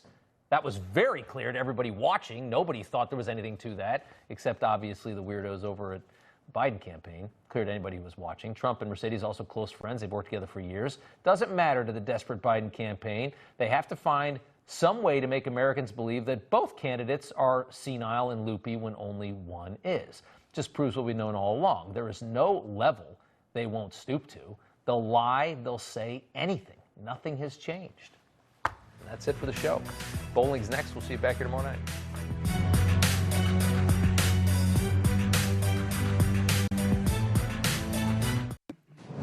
The United States has faced many enemies throughout our history during the American Revolution. The colonists fought to free themselves from the oppressive British rule. Then, early on, America had to again fight Britain in the War of 1812. Fast forward a century. In World War II, America was dragged into that war when the Japanese shock-bombed Pearl Harbor. We fought the Japanese in the East and the Nazis and fascists in the West, and we won. After World War II, the United States fought the Cold War against the Soviet Union, or as President Reagan called it, the evil empire. But now, the left has found a new enemy to the United States. After a quick look around the world today, you might think that enemy might be China, or North Korea, or Iran, or Venezuela, or Hamas, or Hezbollah, or any other of the bad actors who threaten democracy around the world and here. And in doing so, threaten the United States. But you would be wrong. According to the left, the greatest threat to America today is white Christian nationalists. The left and the Democrat movement are very open about who they think our real enemies are, and it appears the true existential threat to our republic, again, according to the liberal left, is anyone who doesn't agree with them. And if you're a white person, you are, by definition, the problem. The latest example comes from the folks over at Axios, and I'm quoting, "If America were dominated by old, white, election-denying Christians who didn't go to college, Trump would win the general election in a landslide." So it's you and me, it's us white people, not Latin American leaders who encourage their criminals to migrate to the United States, not even the Ayatollahs who shout death to America, not even Xi Jinping, who has been using spy balloons and corporate espionage and economic pressure to undermine the United States. No, not him. Not even Little Rocket Man, who threatens to launch a nuclear weapon at New York or L.A. Not Iran, who could have a nuclear weapon anytime soon. And it's you and me, you know, white patriotic Americans. We heard it again this weekend over at MSDNC. About the makeup of this electorate. I mean, this is a, 92% white, overwhelmingly evangelical Christian primary electorate in South Carolina. And I think writ large around the country, that is the way they think. I mean, even among the independent voters, who are about, 21% of this electorate, it's like almost a 50-50 question as to whether President Biden is the legitimate president of the United States. That is what the Republican Party is now. So it's we, us awful white Christian nationalist voters who are to blame for Trump's victory. The ones who think that America should put Americans as our first priority, the ones like us who think that housing homeless vets is more important than housing every illegal who shows up at our southern border. And those of us who think that men are men and women are women. And by the way, men don't belong in women's bathrooms, or, we know for a fact men cannot get pregnant. Sorry, woke liberals. It's science. The ones who are tired of being called racist and sexist and homophobic for saying that hard work and merit should count more than skin color or sex, God forbid. And those of us, the most egregious crime of white Christian nationalists, believing that our rights come from God, not from the federal government. Watch MSDNC again lose their collective minds at this very thought. The one thing that unites all of them, because there's many different groups orbiting Trump, but the thing that unites them as Christian nationalists, not Christians, by the way, because Christian nationalists is very different, is that they believe that our rights as Americans, as all human beings, don't come from any earthly authority. They don't come from Congress. They don't come from the Supreme Court. They come from God. God forbid. What do you mean it doesn't come from the Supreme Court or Congress or Nancy Pelosi? I want you to think about that for a second. The left believes that our rights, your rights, come from the government. That would make Thomas Jefferson a parasite. Or on the dreaded, they're white Christian nationalists, when he wrote in the Declaration of Independence, he wrote this: "We hold these truths to be self-evident, that all men are created equal, that they are endowed by their Creator with certain unalienable rights, that among these are life, liberty, and the pursuit of happiness, endowed by their Creator." Well, Jefferson understood that if government gives you rights, government can take them away. But that's what the left wants. Sign on to our agenda and you'll thrive. Sign on to our agenda and you'll be safe from prosecution. Sign on to the leftist agenda and the media will overlook your faults. But go against our agenda and you'll see yourself dragged out of your house in shackles like Peter Navarro or Roger Stone or that pro-life pastor. Or you're called a fascist like Mussolini for simply having America first values. I did not believe that Donald Trump was planning to leave the White House. I was chastised for that. People criticized me saying I didn't know what I was talking about. Well, I think everybody now sees what I was talking about when I said I consider Trump to be a Mussolini and Putin a Hitler, and I still hold to that. Two things. Trump did leave the White House, so Mr. Clyburn, you're wrong. And how exactly is he Mussolini? The left focuses on fear when they should be focusing on the real issues at hand: crime, our Swiss cheese border.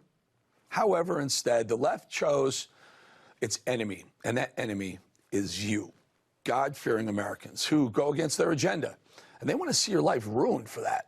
Meanwhile, our real enemies, as always, are the unelected globalist psychopaths who deliberately manufacture these global crises as a pretext to seize power and control.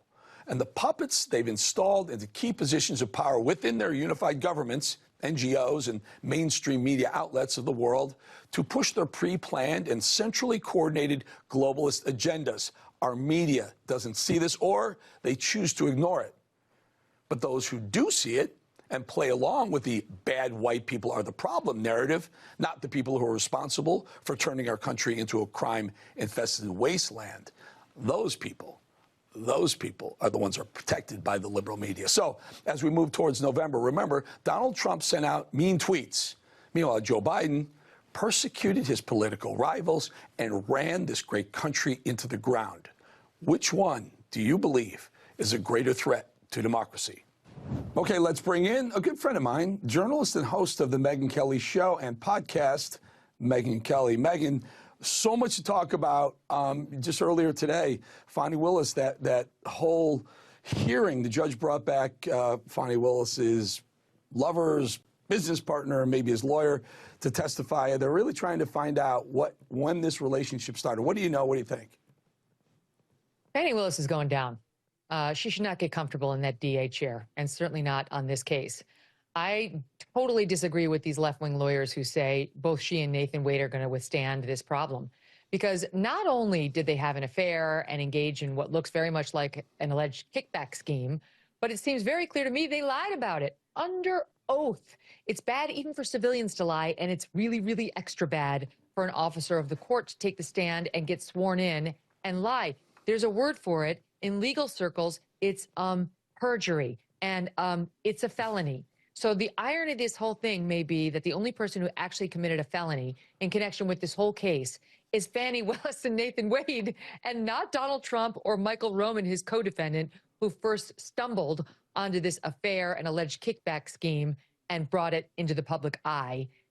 What's fascinating about it, and I think why it's captured, the attention of millions of Americans who want more, is, in my opinion, you can tell they're lying, and watching them wiggle as like the concentric circles get closer and closer to them is fascinating. Like, what's she going to do? Is she just going to keep lying? How many witnesses will there be to put the lie to their testimony that the affair did not begin until after she hired him?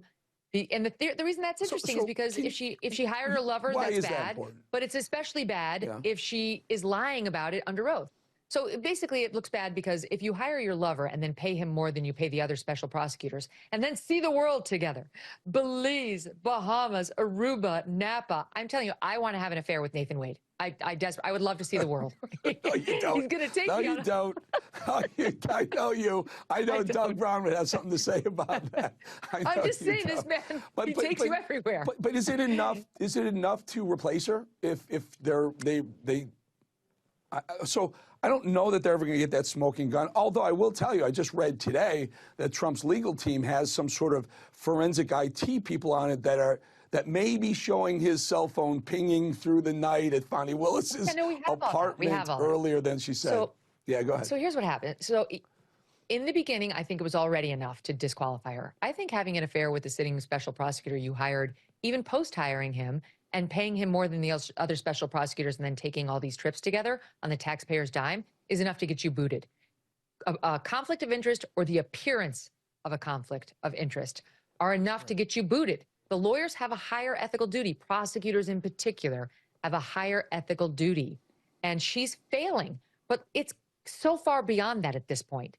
The evidence is that the affair began long before she hired him. We now have her longtime good friend, Robin Yurty, taking the stand, testifying under oath that there was an affair as far back as 2019, that she witnessed it with her own eyes and ears, and Fani Willis told her all about it because they were friends since college. She was not discredited. They brought out the fact that she'd been terminated from the DA's office where she wound up working, and she wasn't too happy about that, so they're trying to say disgruntled. But let me tell you, there's disgruntled like, I don't like Fani, she fired me. And then there's disgruntled like, I'm going to go commit a felony to make her look bad.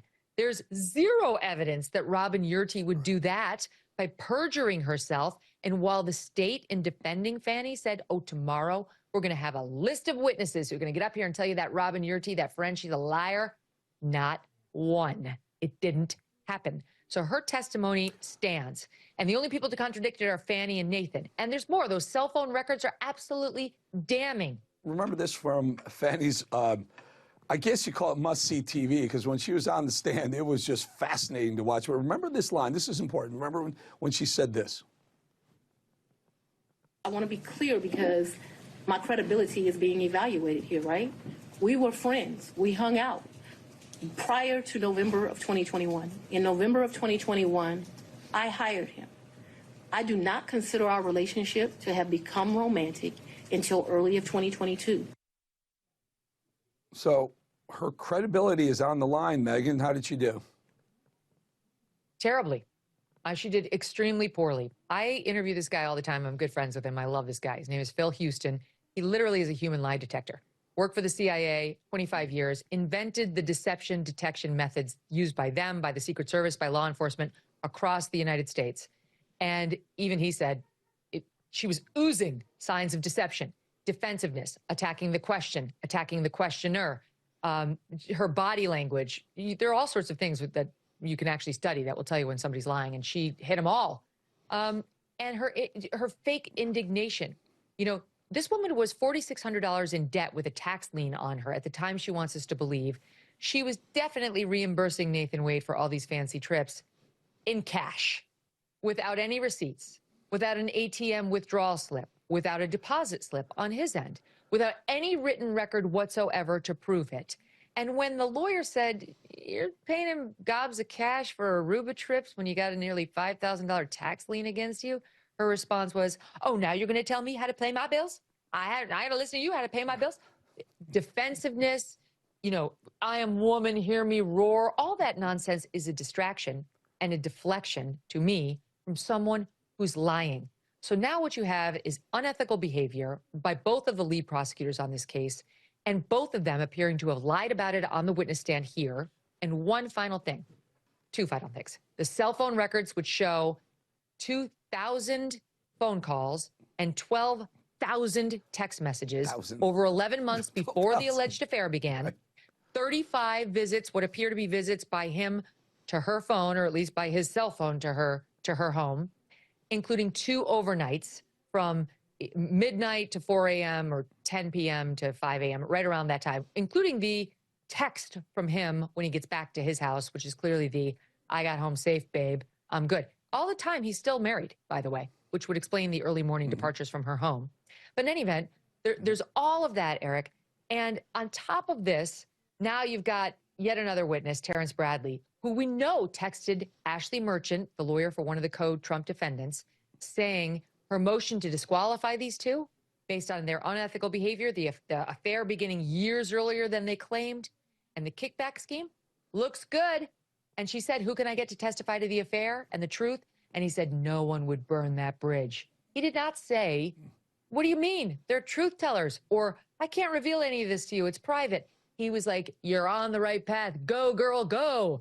That's the witness that it comes down to today. These two lied. And Nathan Wade, final point, lied in his divorce proceeding as well. Sworn interrogatory answers, committed, signed under penalty of perjury, where he said, I never had an affair. And he said, I never had an affair. And then he admitted on the stand that he did have an affair. They not only just removed from the Trump case, they should be disbarred, actually, for doing what they're doing. And if they can prove them, need to be in trouble. They perjured themselves, then even further.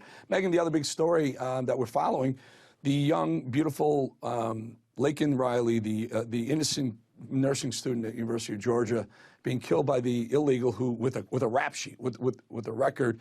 And now we just learned today the latest news that this guy, this thug, this creep, disfigured her so bad. He beat her so badly with a blunt force object that it actually disfigured her skull. You know, and again, in Biden's America, I'm going to do this. This is on them. These are the people who are letting the hundreds, millions of illegals come across the border, and then they're letting them go do what the hell they want. They don't follow them. They don't tell them show up for court until years down the road, and they don't throw them out after this guy has at least 2 other crimes under his belt since he's been here. Mm-hmm. They haven't had a murder on this campus in 30 years. What changed? You know what changed? The president Joe Biden. And the border policies. Yep. This guy came in under Biden. He committed this murder under Biden because we have an open border and nobody's enforcing the laws against people like this. And now what do you get from this White House in response? I'll read you. I pulled the statement because you have to hear the actual words. White House spokesperson. We would like to extend our deepest condolences to the family and loved ones of Laken Hope Riley. People should be held accountable to the fullest extent of the law if they are convicted. The generic people should be held accountable. And then they say, well, it's a state prosecution, so we shouldn't say more. Really? On this case, you decide to hold your tongue? Tell it to Kyle Rittenhouse and all the others who you've prematurely condemned before the evidence was in. Because why? I mean, Kyle happened when he was running for president, but he was quick to call him a white supremacist. This is a minor. Why? Because he was white? Because he wasn't the right skin color and on the right side of the right cause for Joe Biden? Now he's got to not say anything. Okay. He weighs in on every case except for this one. And he had remember the George Floyd thing? It was a well-produced video with music and a piano in the background. It was so heartfelt. And this is very cold. Blake. Also, Megyn, just you're a journalist. AP went with women running alone and never mentioned that Laken Riley was killed by an illegal. Never mentioned the fact that he was an illegal migrant here. And then the New York Times didn't mention the illegal part of his character until the 37th paragraph. The media is covering for this horrendous border policy from Biden.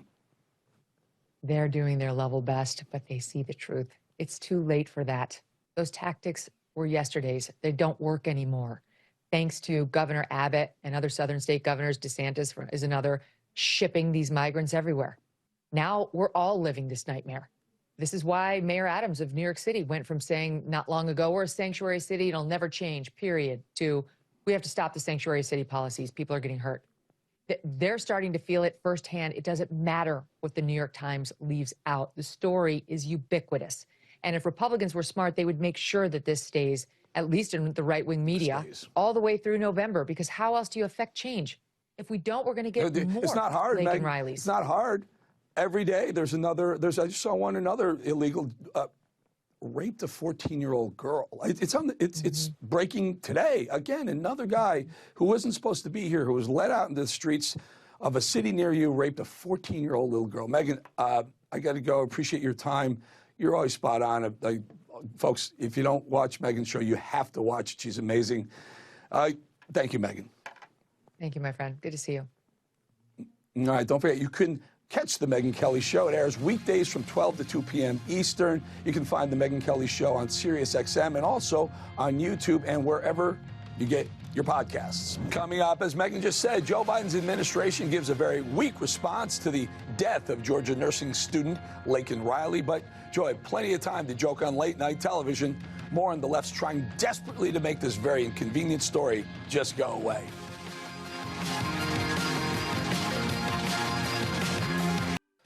Well, here's an inconvenient truth. Every single decision and policy of Joe Biden's has led to this moment. The culmination of Joe's dereliction of duty is the death of an innocent 22-year-old Georgia nursing student by an illegal from Venezuela, one who was arrested in New York City. But listen to 2020 Joe Biden tell us that he had no intention at all of protecting Americans. Vice President Biden, you opposed sanctuary cities as a presidential candidate in 2007.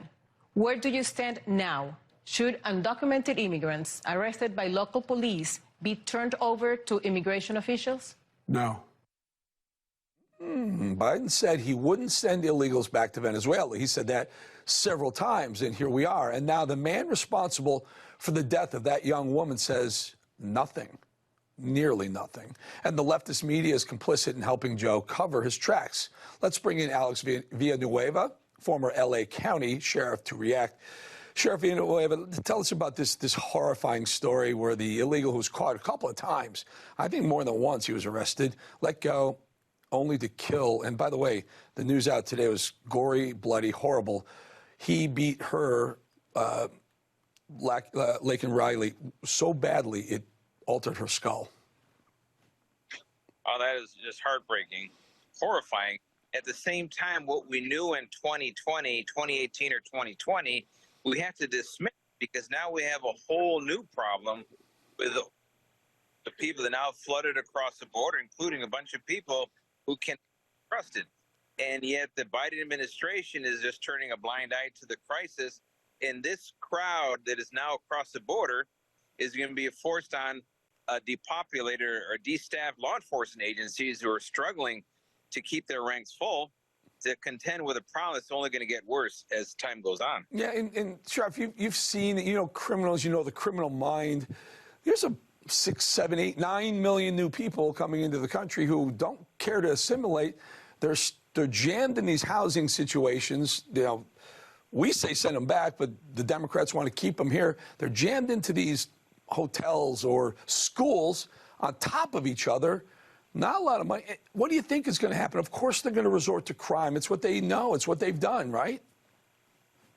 No, you're going to have a segment of them that are going to resort to crime. And these are people, some of them, who are violent criminals and known terrorists in their countries of origin. They were not vetted properly. We want legal immigration and be able to vet everyone coming across their border.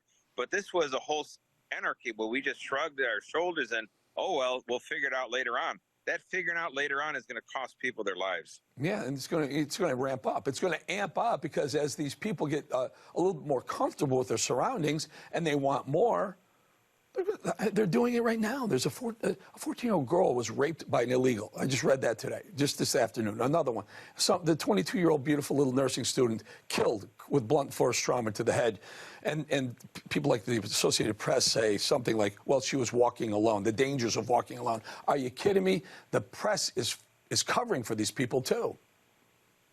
No, that is appalling. And you're looking at the reporting of crime, like the wave of smash and grab thefts.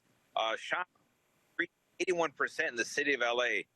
The press doesn't cover this. It's like it doesn't even occur.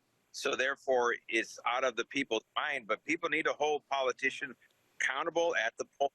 That's where it hurts. Yep, and we're going to keep it in the news because, folks, if you want change, you got to know about it. You got to know what's going out there. So we will continue to report on that. Sheriff Villanueva, thank you so much for your time. You got it. Okay, folks, coming up, the big guy takes to late-night television to laugh it up while Americans die on his watch. We'll show you the nauseating clips. Plus, with another primary out of the way tonight, all eyes turn to Super Tuesday. We're talking 2024 with our panel. Next.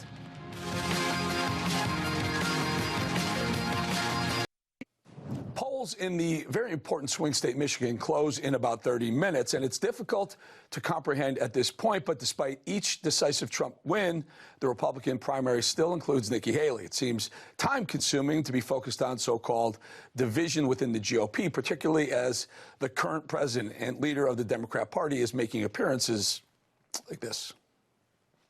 You got to take a look at the other guy. He's about as old as I am, but he can't remember his wife's name. Yeah. It's about how old your ideas are. Look, I mean, this is a guy who wants to take us back. He wants to take us back on Roe v. Wade. He wants to take us back on a whole range of issues that are 50, 60 years. They've been solid American position. Nothing to see here, folks. Just late-night television providing the president a vehicle for laughing about corruption and about the fact that he can't string sentences together. We believe it's high time to focus on November. And here to talk 2024, let's bring in Tudor Dixon, host of the Tudor Dixon podcast, and Chris Bedford, executive editor of the Common Sense Society. Tudor, in Michigan, big state, big swing state. Trump won it in 2016. I believe he lost it in 2020. But this year is a little different because you have Rashida Tlaib out there saying, don't vote Joe. So how do you think Michigan falls, not in general, but also with Nikki Haley, if you want to play that game? Well, I think today it's don't vote Joe. And I think this is a message from Rashida Tlaib to Joe Biden. You better do something or Michigan is up for grabs in the general. And I think she thinks this will be a big statement. My fear is that Republicans will take this as, oh, look, we're going to lose all these voters on the Democrat side. This is easy for us. Michigan is going to be a win. We don't have to work as hard. Please, please, please don't make that mistake, because I believe these folks will come back in the general. We will need to be out there and vigilant with our ground game to make sure we win, and we do not take anything for granted. Now, we'll get back to the Nikki Haley, Trump, the primaries in a second. But Chris, I wanted to ask you, you notice Joe Biden went on, I don't know, Seth Meyers. I don't even know who the guy is, hardly. I think he may have been an SNL guy years back, but no one's watching that. Meanwhile, he turned down 125, 130 million people at the Super Bowl. What's this all about? And Joe Biden only wants to go into friendly audiences, and apparently the Super Bowl is too tough of an interview for his team. But I also think that Joe Biden's team has gotten the message from donors who are increasingly leaking to the press, like Axios last week, about how they're concerned about how he's handling himself.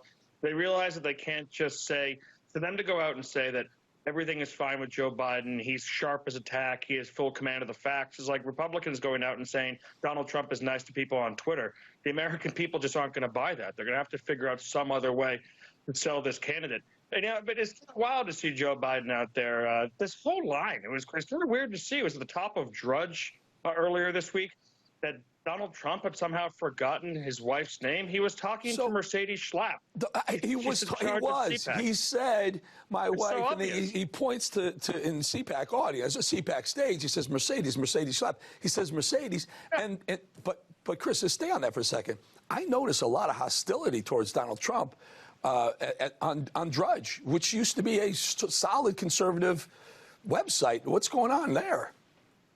Well, Matt Drudge lovely stepped away from the website, sold it, and the people he brought in to run it were a lot of never-Trumpers and neoconservatives. It's a fairly small group of folks who've run it. So, I mean, that was a site that was a major driver of traffic. I remember when I was editor-in-chief over at The Caller that when somebody got a Drudge link, it would be a massive spike to the site. But that started to fade as the politics were taking the new direction, as Matt Drudge himself got sick of Donald Trump, and then as the people who now run the site are rather anti-Trump. It's an interesting place for getting a collection of the strange news, but it's certainly not in touch with what a populist Republican base is. Yeah, it went from really good political news to a bunch of weird, wacky stories about funny, weird things going on with AI. It's kind of crazy. Tudor Dixon, tell us again now. So Trump goes to, he's in, the Michigan, Nikki Haley. I mean, she lost the Koch brothers. We ask this every single night. What's her game plan? What's her end game? Well, I think you make a very good point. And having been a candidate myself, I think that I can come at this maybe from a different angle than most. When you're in the midst of this and people are saying, hey, you've still got the funding, we need you, we've supported you, don't stop. You feel like you owe those folks something. And I can't speak for Nikki Haley, but I suspect that she's coming to that point where she is going to come to the realization on her own. The donors have stepped away. We saw this with DeSantis. Once the donors stepped away and the big announcements were made, he came out and said, okay, I'm stepping out. That's happening right now with Nikki Haley. I think it's just a matter of days now before she has to come out and say, okay, I've got to step out of the race and I'll endorse Donald Trump. Very quick, guys. Or maybe she won't. We'll see. Very, very quick. Predicted polls closing about half an hour from when we air right now. So does Trump win by more than he beat her in her home state of 20 or less? Very quickly, Tudor. Yeah, absolutely. It's going to be a big win in Michigan tonight. And what about you, Chris? I think he wins by more than he did in South Carolina. I'm going to leave it right there. Tudor Dixon, Chris Bedford, thank you both so much for joining us. Coming up, folks, the FBI's public announcement on shoplifting and retail theft features a very questionable component. Waiting to see the images they chose to depict shoplifting in this country next.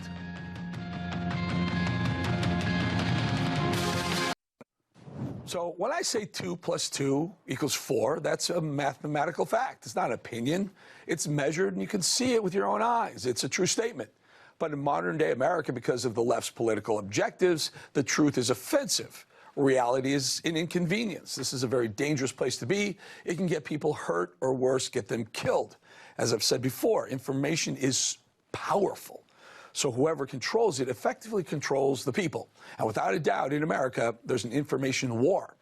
I want you to take a very close look at this FBI post and tell me if you notice anything. It's a public announcement on how organized retail theft is rampant across the country, forcing businesses to close. Look at the comment, look at the picture. So ask yourself, does that picture reflect the wall-to-wall coverage of looting and shoplifting that we've all seen? Unless the FBI is colorblind, they want you to believe that young white women, Karens, are the face of shoplifting in America. Target, CVS, Walmart, even Wawa's are all closing down because of people like that. Those Karens right there? Didn't you know? I guess we all missed it when 100 Karens ransacked the Philadelphia Wawa. Take notice of that one Karen up there twerking on top of a food stand. Does that look representative of what the FBI said the face of shoplifting in America was? Now take a look at the looting in Chicago, my home city. The government and propaganda media doesn't want you to believe what you're seeing with your own 2 eyes. So while the left demands you acknowledge minorities for their ethnic group in the workplace or in school or in politics, they want you to be colorblind when it comes to crime. According to the FBI, there's an army of Karens looting the stores in Chicago. And when the media like MSNBC capture these riots and looting on live television, they tell you bull-faced lies. It's mostly peaceful. There is no ability to bring anybody in here to solve this problem. So I want to be clear in how I characterize this. This is mostly a protest. It is not generally speaking unruly, but fires have been started. I think that fire burned his hair off. I could be not sure. So-called fiery but mostly peaceful. Meanwhile, the city's burning down and stores were being looted. This is psychological warfare. It's a war on information. And when you say the truth out loud, well, they call you a racist. But you see, all this makes sense. The official narrative is that Karens, white girls, loot. But when blacks do it, apparently it's reparations. I don't care if somebody decides to loot a Gucci or a Macy's or a Nike, because that makes sure that that person eats. That makes sure that that person has clothes. That makes sure that that person can make some kind of money because this city obviously doesn't care about them. Not only that, that's reparations. When she loots a Gucci or a Versace, it's just making sure she has clothes. You don't want her not to have clothes, do you? Folks, ignorance is truth, love is hate, and looting is reparations. It may be 2024, but we're living in 1984. The media and government are conditioning you with propaganda. They want to advance a particular narrative that white people are the root of all evil. How else can they prove systemic racism? They say it's about the founders of this country. They say it's about the so-called racist Constitution, and they say it's about you and me, conservatives. So you see, when you say a lie often enough, people tend to believe it. So, of course, the gatekeepers of information don't want you to hear this. Hold on, I'm hearing something. Wait a minute, folks. I'm being told right now by the control room we're being interrupted. Stand by. This is the United States Ministry of Truth, and we are interrupting this transmission. What you're seeing is a figment of your imagination. Ignorance is strength. Looting is reparations. There is no crime problem in America. Don't believe these untruths, but there is a problem in this country. There's a wave of violent Karens on the loose, and they're twerking everywhere. Proceed with caution. Big Brother will protect you and is watching over you. Watch out for those violent Karens. Folks, watch out for those twerking Karens because they don't want you to believe what you're actually seeing. Now, did I forget one demographic? And I don't like saying it, but we do have a massive problem with green people. This is New York City. A mob of green-looking individuals, all they may identify as green, they may be lizard people, robbing and beating innocent bystanders, just them standing strap hangers. And that is far more believable than this FBI post showing young white women as the face of shoplifting in America. Smash and grab. When was one of those girls in a smash and grab? Your own government is indoctrinating society to believe that pro-life moms are radicals, Catholics are extremists, and white suburban parents going to school boards are domestic terrorists. They've said all of those. All of this is meant to intimidate you into silence. It's meant to condition you into believing you are the problem. Even lawmakers like Ilhan Omar encourage fear among the population to be fearful of white men. Imagine saying something like that about any minority group. That would be totally unacceptable. You'd be canceled. Even Omar has brainwashed one of our own white generals into this destructive thinking. I want to understand white rage, and I'm white, and I want to understand it. So what is it that caused thousands of people to assault this building and try to overturn the Constitution of the United States of America? Now do the 2020 riots. Shall you? General humiliation. No one should be fomenting hate and fear of any group, period. All these lies are meant to inspire anger and resentment on all sides, black versus white, rich versus poor, rural versus city, and of course, red states versus blue states. This is what the left wants. An uninformed, brainwashed population reliant on government, and they need fear to divide the people because the Democrat Party is nothing more than a weakly cobbled-together coalition of victims. And they say these untruths and lies to keep that coalition together. Whether we like it or not, this is an information war, and the stakes couldn't be higher. Coming up, Democrats only have a few election year tricks up their corrupt sleeves, and they're already trotting one of them out. Russia, Russia, Russia. Congressman Russell Fry weighs in next.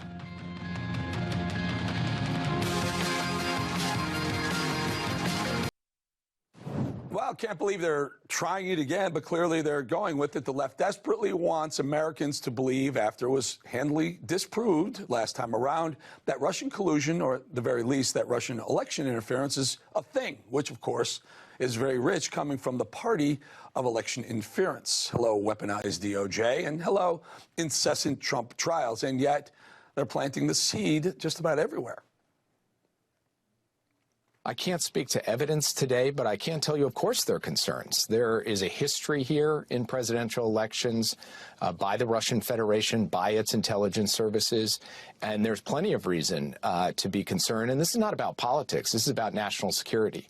It is about a foreign country, a foreign adversary seeking to manipulate the politics and democracy of the United States of America. We're going to be vigilant about that. I'll just bet you are. But what else is behind this move by Democrats to spread falsehoods about Russian involvement in our elections? Seems a lofty distraction from Biden corruption, for one thing. But I think there's more there. Here to weigh in, South Carolina Congressman Russell Fry, who also sits on the House Oversight Committee. Russell, if I could just go back to Jake Sullivan there for a second, who starts that comment about we all have to be wary of Russian information, Russian interference. He starts with, I can't speak to evidence. I mean, he literally takes the leg out of his own argument in the first 5 words of his comment. No, it's remarkable. We all vividly remember the Durham report that was just released last year that showed pretty clearly how how bunk and how bogus these things about Russia collusion were in 2016. And so, look, any country should obviously be worried about other countries. I know Taiwan recently had their elections and they were concerned about China. But here's the rub, is the American people have seen this very recently, where these trumped up BS charges are leveled against a candidate running for president as this mass conspiracy theory that he was in bed with Russia, and it all turned out to be bogus. And so the American people rightly are concerned about where this goes, and they're really concerned about what the truth is. And I think that's kind of where we are right now. Yeah, it happens on both sides. Let's be honest. You know, as my friend points out, I'm an equal opportunity hater of the narrative in D.C. in the swamp. And both sides, if the left will say it's Russian disinformation or interference, and the right will say it's, you know, faulty, you know, methods of voting. And the reality is 150 million Americans vote, right? I mean, they're going to get it right. A couple of votes here and there that are erroneous or fraudulent aren't going to sway an election. About right? Well, what my concern is chief among those is not suppressing the vote or amplifying things in an effort to win an election. And I think, you know, if you look back at 2016, the narrative that you know, I mean, obviously the Clinton campaign purchased a dossier that was used to get a FISA warrant to spy on a presidential campaign. I mean, we sanction third world countries for conduct like this, but we have a presidential candidate in Hillary Clinton that was doing it in 2016 just fine with no repercussions. And I think that's really where you know, our side of the fence is really frustrated, is that no one really gets punished for something as egregious as spying on a presidential campaign, particularly when there's a 300-page report that is released just last year that shows that there were all types of tripwires that were ignored. And so people are skeptical about this right now, and they have a right to be. The FISA court was abused, and as a constitutionalist, this is something that I think we can solve a lot of our problems by really locking down how the FISA court is used. The FISA court allows you to spy on Americans, but you better have probable cause, and you better get a judge to sign off on it, and they went around all those. I will also note John McCain was in bed, not literally, I don't think, figuratively, with Hillary Clinton, who also fed the FBI that Steele dossier. Right, and that's a concern. I mean, this was a 2-year witch hunt for the longest time. Even when President Trump won, and after his well into his presidency, they were still talking about Russia. And so people have a right to be skeptical and color me in that camp. Russell Fry, Congressman, thank you. Thank you, sir. All right, coming up, a look ahead. More balance after this.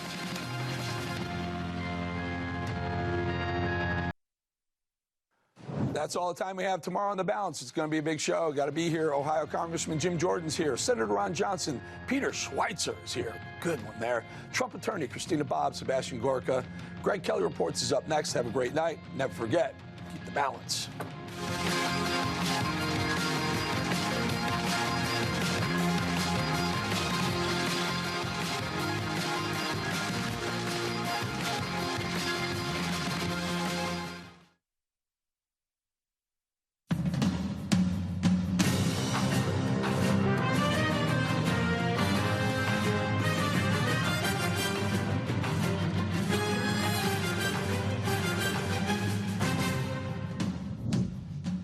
When Mexico sends its people, they're not sending their best. They're not sending you. They're not sending you. They're sending people that have lots of problems, and they're bringing those problems with us. They're bringing drugs. They're bringing crime. They're rapists. And some, I assume, are good people. Do you remember? That's when Donald Trump declared for president on June 16th of 2015. The media, of course, freaked out. How could he say such a thing? That is totally accurate. He was talking about illegal immigration from south of the border. Everybody knew. I was in the room. That was clear. But they insisted, oh, actually, the statistics say otherwise. No, they don't. And once again, we're reminded he was right. The Biden administration seems to be intent on ruining this country. Laken Riley, say her name.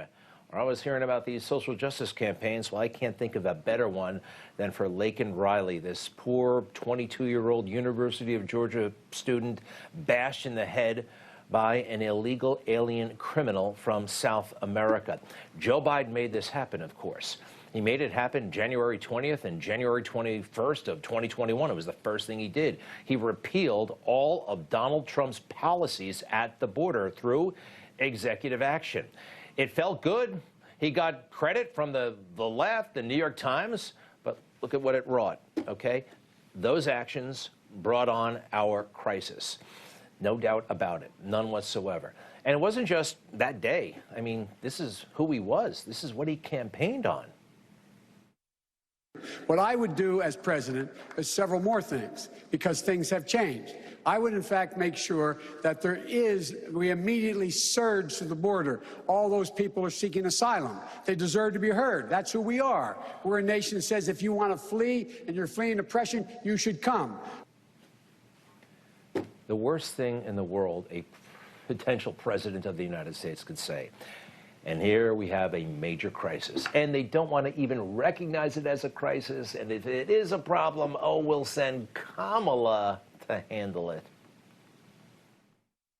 I want to be clear to folks in this region who are thinking about making that dangerous trek to the United States-Mexico border. Do not come. Do not come. Well, it didn't work with Jose Ibarra. He came. This is the alleged murderer of Laken Riley. He got into this country in September of 2022 illegally. He was arrested by the Border Patrol. They did not have the facilities, so he was released. He was paroled for further processing. That basically means see ya never. Went to New York City, got a lot of free stuff here, by the way, and arrested in New York City for child endangerment. This is a bad guy, and law enforcement believes he killed Laken Riley, killed her. So, yeah, say her name. You know, Breonna Taylor, a lot of fake news was told about that matter, okay? A lot of fake news. But people on the left, they didn't care, and they made it into a pretty big thing. Say her name! Breonna Taylor! Say her name! Breonna Taylor! Say her name! Breonna Taylor! Breonna Taylor! Breonna Taylor! Breonna Taylor! All right. Left out of all of that was, well, the drugs in the apartment, the criminal history of the boyfriend, and a lot of other things. They just went with this narrative that was fake, but it got a lot of people in the streets. The narrative regarding Laken Riley is not fake. It's real. They let bad people come into the country, and they are destroying it, and they did it on purpose. Laken Riley, we can never forget. Certainly can't forget before the election, folks. If we are going to save this country, Laken Riley, her memory may just help us do it. All right, now this. I knew they had met at the municipal court conference. How do you know that? I'll stop you right there. How did you know that? I answered that I knew that. You now. I knew that, sir, because I'm asking you questions, and you are in a situation where you get to give answers. Mm-hmm. I'm asking you, how did you know that? How did I know when they met? Somebody told you that, right? When they met? Yeah. Yes, correct. Who told you? Mr. Wade told me when they met. All right. This, I feel bad for this guy. I don't think he should have gone through that, had to have gone through it.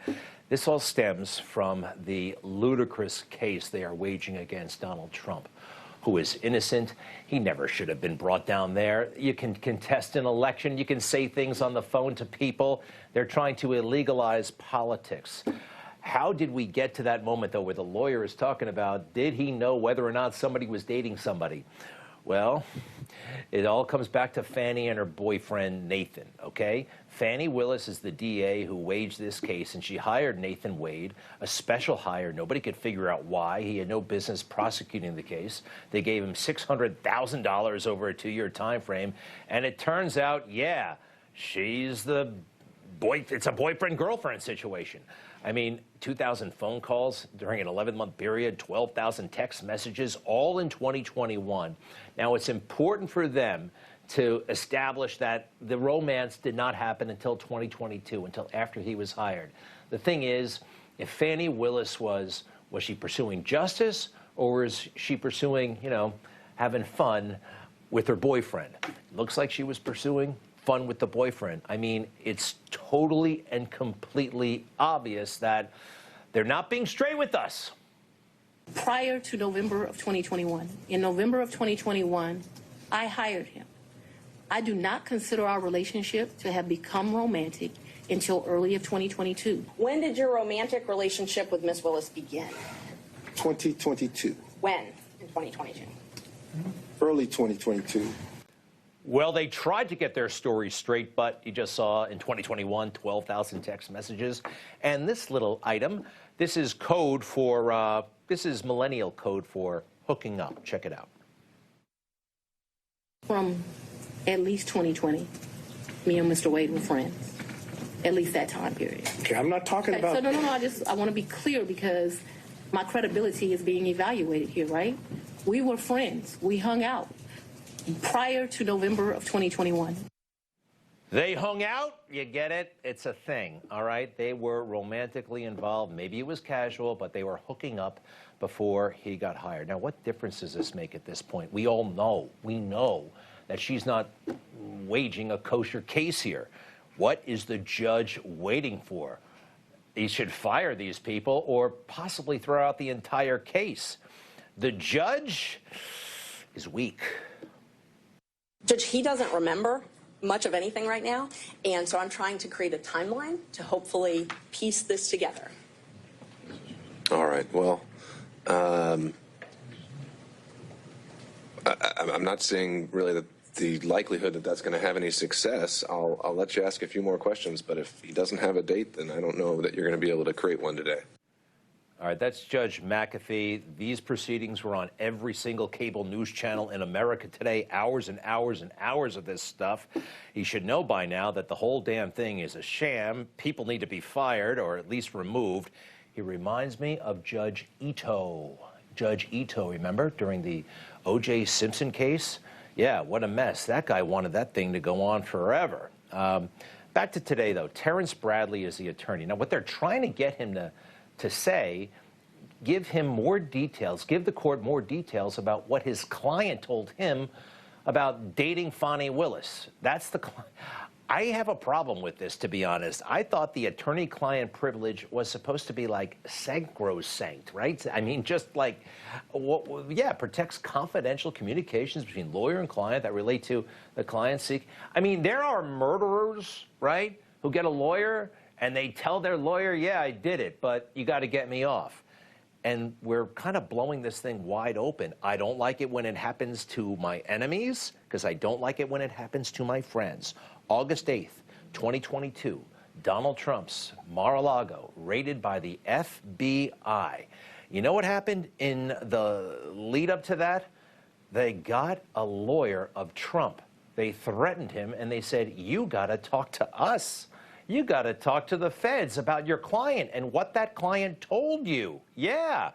Hey, for the record, Joe Biden was incredibly reckless with the classified documents. Donald Trump put them on a stage, and he had every right to them. He took precious care. But I want people to understand that federal prosecutors coerced an attorney of Donald Trump to talk to them about what Donald Trump said. It's in the indictment. On May 23rd of 2022, Trump met with Trump Attorney 1 and Trump Attorney 2 at the Mar-a-Lago Club to discuss the response to the May 11th subpoena. You know what? That's between the lawyer and the client. It's not the government's business. Next, it's throughout the indictment. Violation of attorney-client privilege. Trump, in sum and substance, made the following statements, among others, as memorialized by Trump Attorney 1. Whatever Trump said, that was between him and his lawyer. It's crazy.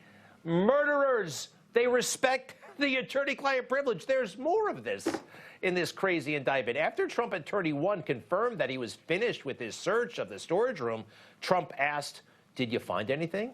Is it bad? Good?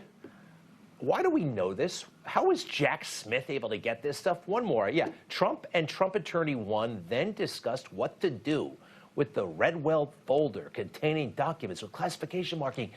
How did they make this happen? They are ruining our country and throwing out the most kind of basic things that apply to American life. And one of them is attorney-client privilege. All right, one more thing. Rachel Maddow. The left loves this woman.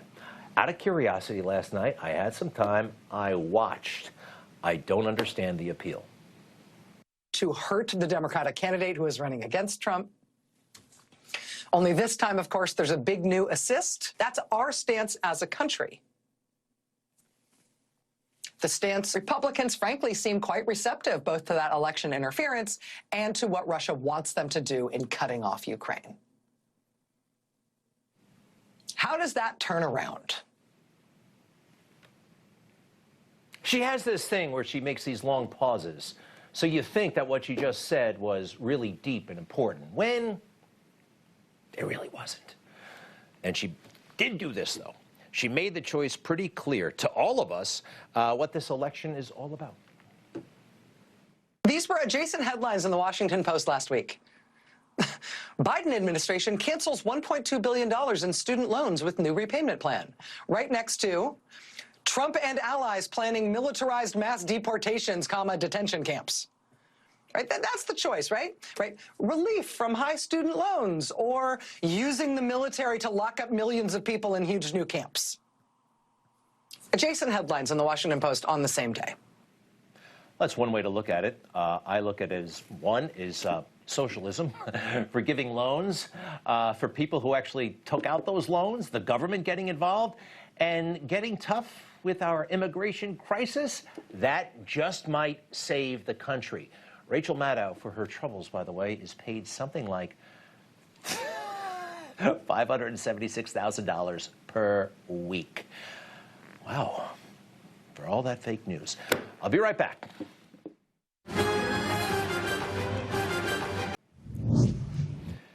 You know, FDR had his fireside chats. Donald Trump had Twitter. Joe Biden has an ice cream parlor. What is up? It's got some sort of fetish when it comes to ice cream. Came to New York, made a big deal of it, brought the press, brought Jimmy Fallon's assistant, what's his name? Seth Meyers. But I want to go back to the show itself. He's on the Seth Meyers late night show, whatever it is. Watch how he comes out. First of all, who the hell are those people? 49% of them at least should be sitting down, maybe 52%, 53%. And that fake run that's going to get Joe, he's going to get a compound fracture. I've been telling him to slow down for a long time. Now he hugs some woman way too close. Give me a break. Do not touch. You promised, Joe. You promised, actually, at one point you weren't going to touch women. And don't tell me, oh, we were co-stars in Parks and Recreation 15 years ago. They were. Amy Poehler, whatever. And then he sits down, and this happens. All jokes aside, according to recent polling, this is a real concern for American voters. How do you address that concern going forward as you come up to the 2024 election? Well, a couple things. Number one, you got to take a look at the other guy. He's about as old as I am, but he can't remember his wife's name. Yeah. And, not true and not funny. All right, then it was on to the ice cream parlor. Why did they go there? Nobody really seems to know. Other than he's got some sort of weird boyhood fetish thing with ice cream. I'm an adult male. I like ice cream, I guess, sure. Baskin-Robbins at a kid's birthday party, you know, 3 times a year. But to go on a Monday afternoon, also known as a work day, that's weird.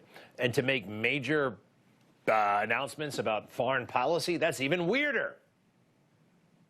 Can you give us a sense of when you think that ceasefire will start, sir? well, I hope by the beginning of the weekend. I mean, the end of the weekend. At least my national security advisor tells me that we're close. We're close. It's not done yet. And my hope is by next Monday, we'll have a ceasefire. Okay, thank you. My national security advisor tells me, no, You tell your national security advisor, right? I didn't like that, though he's not a leader. That's understood. Got to show you this. I have seen ice cream licked. I've never seen it quite devoured like this. The man is so uncouth. And for an ice cream social, what's up with the guy on the right? I don't know who it is, but there's no ice cream in his cone. What's that all about? I feel like it's some sort of weird signal.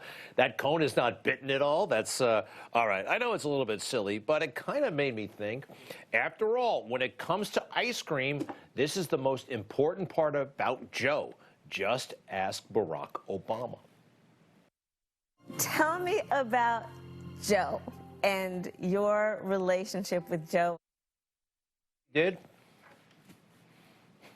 He doesn't care. Look at how he's actually taking these questions. Talk about a guy who's slouching and not sitting up. Joe, all right, what is there to know about Joe Biden? All right, let's get serious, Barack. What do I need to know? Like, what's the thing about the ice cream? He loves ice cream. Tell me about that. Well, listen, ice cream is big. Pasta with red sauce, he can go deep on that. This is what he's superficial. He's shallow. Joe Biden. That's who he is. That's the message we're getting. That's what he's putting down and we're picking up. All right. Now he gets serious. What does Joe Biden really bring to the table? The main thing to know about Joe is that Joe has never lost his sense of why we do this, and we do it because of, for him, memories of his family back in Scranton, and then the people of Delaware that he represented, the folks on the Amtrak train he met each and every day. He's constantly aware that that is why we do this, and that everything that comes up, his focus is going to be how's that going to help those people who sent him there. You know, what he basically just said is Joe's from Scranton, and he has family there, and he was a senator from Delaware, and he rode the train. Thanks a lot, Barack. This is on you. The country, it's the state it's in. I guess you wanted it that way, huh? All right. And sit up, for crying out loud, when you're talking about the Vice President of the United States, even if it is Joe Biden. And now that he's the president, it got weirder today. Mr. President.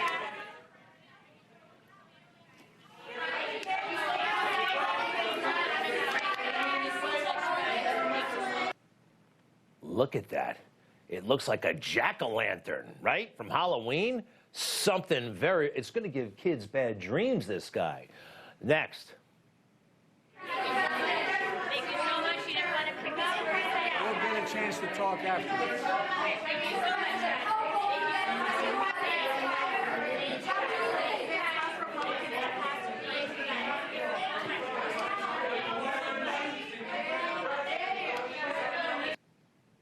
Yikes. There is something so mean and angry and weird going on with this guy. And I know it, and Democrats know it. Take a look. Something like, how many? 40? Well, number one, Donald Trump is winning in Michigan. They are fed up with him up there. All kinds of people. Tonight, actually, saying no to Joe Biden, even in the primary. Look at this number, though. 48% of Democrat voters want a new candidate in 2024 to replace Joe Biden. And who could that be? Michelle Obama. Joel Gilbert, our filmmaker friend, has been saying that for years, that it's going to be Michelle in 2024. He may be right. Good news is, I think Michelle is even more beatable than Joe Biden. Stay tuned. We'll be right back.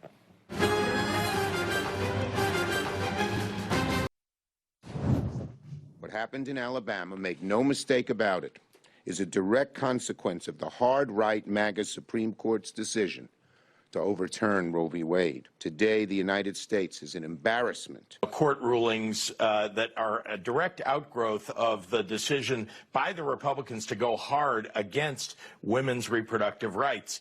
Think about the way in which they are insidiously going after women. We are the party of freedom, protecting and expanding freedom. Donald Trump has been hell-bent on ripping away the freedoms of the American people. He is trying to control women's bodies. Oh, brother. These guys, they don't know him, they don't understand him, they don't understand us, and they don't want to, do they? All right, I want to put up, they're talking about the Alabama situation with IVF. Let's put that up on the screen, please. The basics are unborn child or children under the Act without exception based on developmental stage, physical location, or any other ancillary characteristics. Look, I'm all for IVF. I'm also, from what I know about it, all for this. When I saw that little embryo, I saw a little baby. My children came about via IVF. Brittany Jones is the Director of Policy and Engagement for Kansas Family Voice. That is a Christ-centered organization focused on creating a Kansas where God is honored, religious freedom flourishes, families thrive, and life is cherished. I hope all that is right. Brittany, welcome to Newsmax. How are you? I'm great. Thank you for having me tonight. I'm excited to talk about this important topic.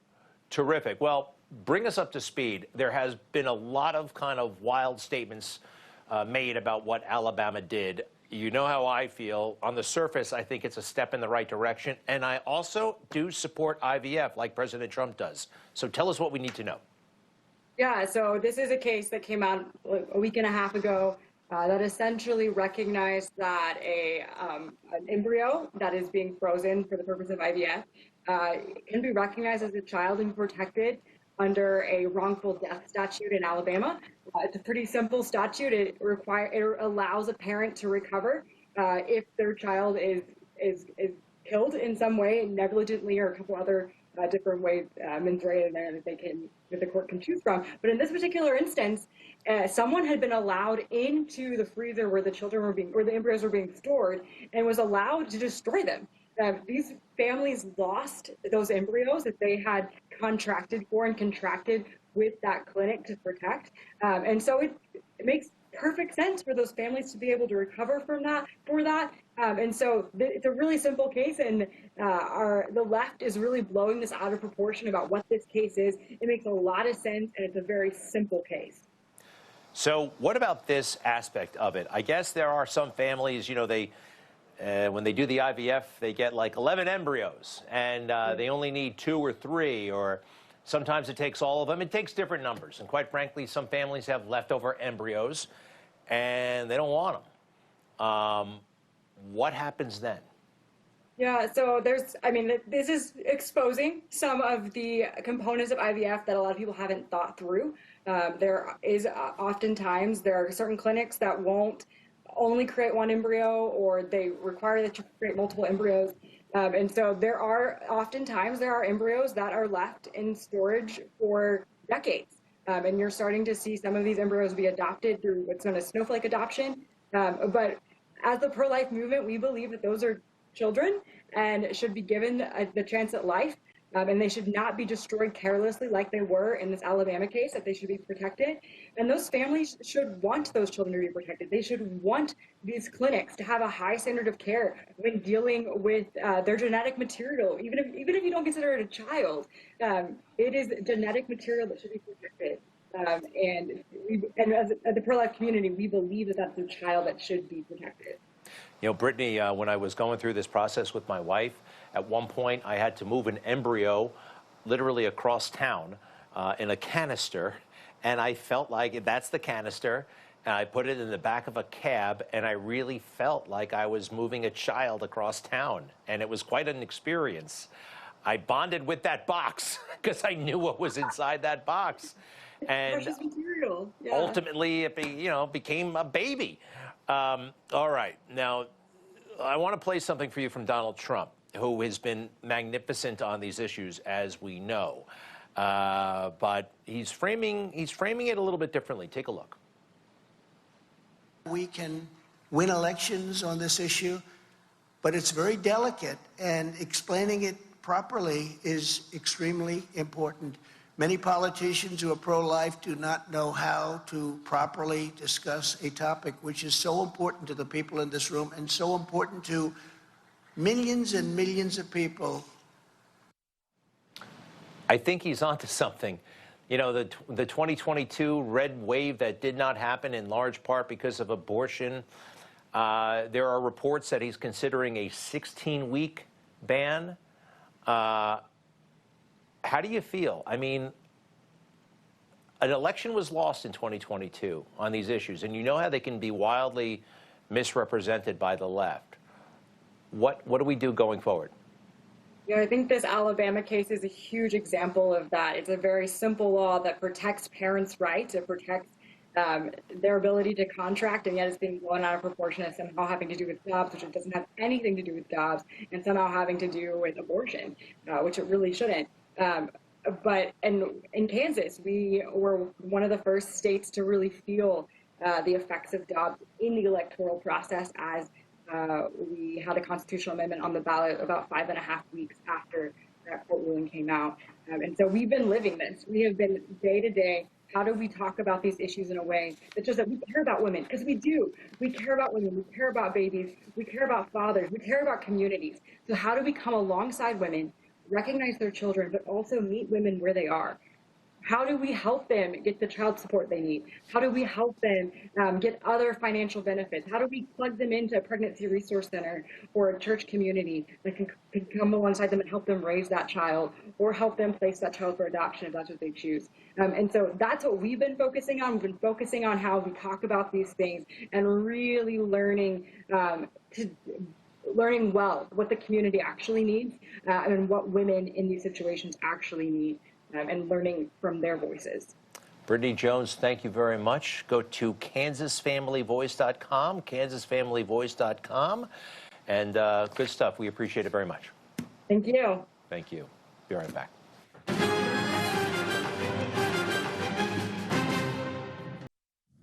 When I showed up today, my purpose was to express what I believe is the obvious truth, and that is that we must take care of America's needs first. When you talk about America's needs, you have to talk first about our open border. The other big priority for our country, of course, is the funding of our government. And we have been working in good faith around the clock every single day for months and weeks and over the last several days, quite literally around the clock, to get that job done. We're very optimistic. Speaker Mike Johnson, is he up to the task? Is he going to wobble and give in and I don't know. I like him, but I don't know. Tony Perkins joins us. He is the president of the Family Research Council. You know him, of course. He's been, speaking out on these issues for decades and decades, and we so appreciate having you back, Tony. Look, the government may shut down, a partial shutdown, the border situation. Should we be confident in Mike Johnson? I like him. I wonder if he's a little naive sometimes. I wonder if he's up to the task. What are you thinking right now? Well, Greg, first off, thanks for inviting me back on the program. So I've known Mike for a long time, back to when he was in law school. I talked to him this weekend, going into this week. So here he is. He goes to the White House. He's been requesting a meeting with the president one-on-one since he became speaker. He finally got a few minutes after the congressional leaders met to meet one-on-one with the president. So here you've got the speaker. You've got the majority leader in the Senate, you've got the minority leader in the Senate, Mitch McConnell, and then you've got the minority leader in the House, Hakeem Jeffries. And Mike is basically standing alone when it comes to these issues. So he is fighting hard, and I think he's made very clear that the border is going to be a battle, and they are willing to draw the line over the border. And I think the news that came out of Athens, Georgia last week with the horrific murder that took place by a suspected illegal immigrant is only forcing this issue to the forefront of the national debate. And by the way, what Johnson wants is not expensive. What we want is not expensive, right? No, a pen it's just and some enforcing paper. the law. I mean, it's exactly what Donald Trump did when the border was a ghost town, when he was a president, and he didn't have Congress doing anything. It was all done by executive order. He did it himself. The president could do that. Now, I have not yet spoken to the speaker since he had his meeting with the president today. I'm sure the president's going to throw something out there, some dribble, about securing the border. But I'm sure it's not going to be good enough, and the Republicans are going to have to hold the line and force the president's hand on this. Absolutely force their hand. I like that Speaker Johnson has a lot of juice right now. Here's Chuck Schumer who was in the same meeting, but not in the private meeting. D03, please. He said to the Speaker, "Get it done." I told him this is one of the moments, I said, I've been around here a long time. It's maybe 4 or 5 times that history is looking over your shoulder. And if you don't do the right thing, whatever the immediate politics are, you will regret it. I told him 2 years from now and every year after that. All right, he's talking about Ukraine. I'm talking about America. I'm thinking about America and the border. I don't think he's going to... All right, so we need this stuff. How are you with... if the government shuts down, are we supposed to be upset about that? I don't think anybody wants the government to shut down. I mean, it'll, you know, for 48 hours, there'll be jubilation because, we brought the government, it came to a stop and we got people's attention. But you got to get it back going. You got to get it going again. I think that's going to be the heavier lift.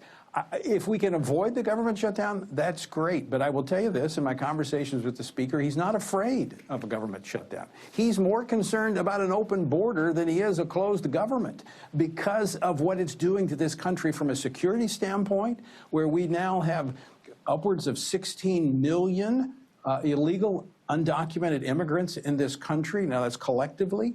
We have known terrorists who have crossed the border. We have terrorist cells operating in this country that want to do harm to us. We don't have to have a wild imagination. All we need to do is go back to October 7th to see what can be the outcome of that in Israel. So the Speaker knows what's at stake here. It's not just Ukraine funding. It's not just keeping the government open. It's keeping Americans alive.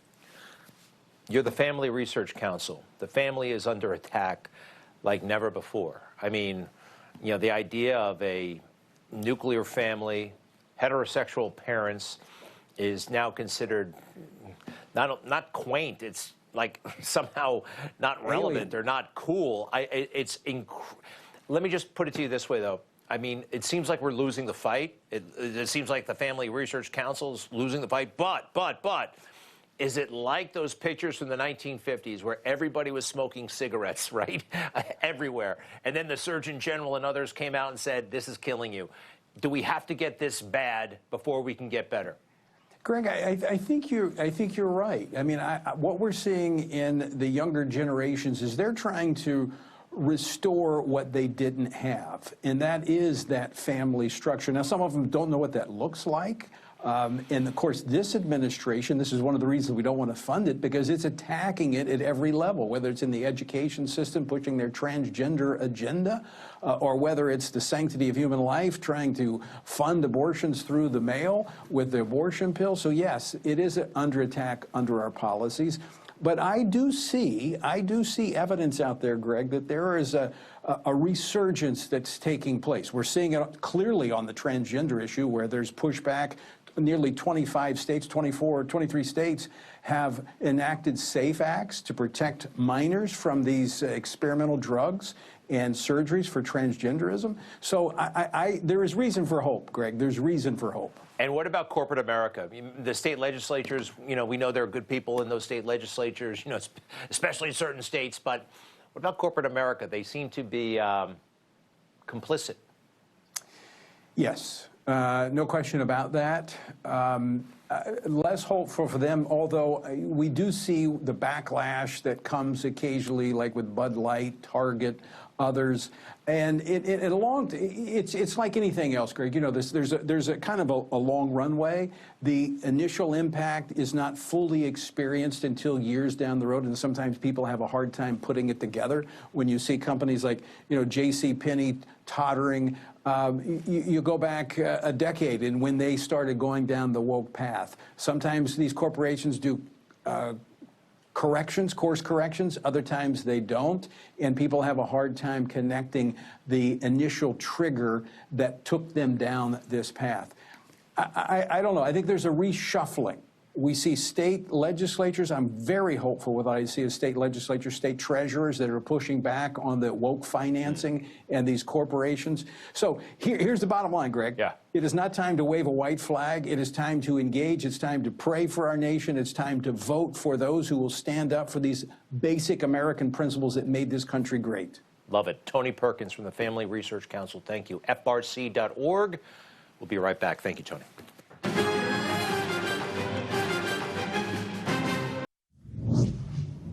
So did you see this terrible car crash in St. Louis? A mother and daughter wiped out. Now we got to take out the moment where they got run over, but guys speeding at about 70 miles per hour through a city zone where the traffic limit is about 35 miles per hour. Take a look. See those two women? They're about to die right there. And who are they?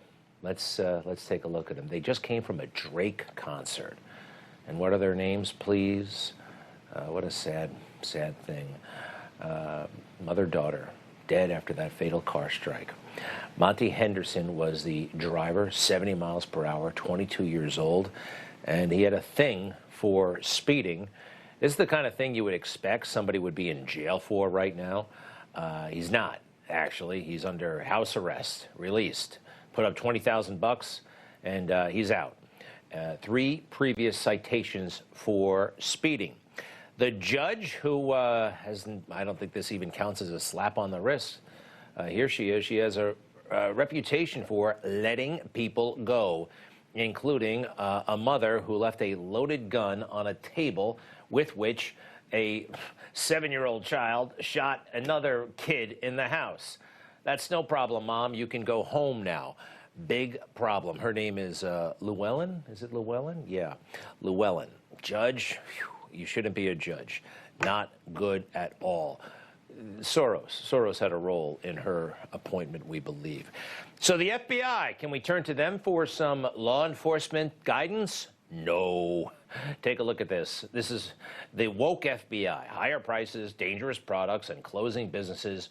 These are just some of the impacts organized retail theft has on everyday Americans. Learn what the FBI does to combat these crimes on the federal level to protect shoppers across. All right, they just called it organized retail theft.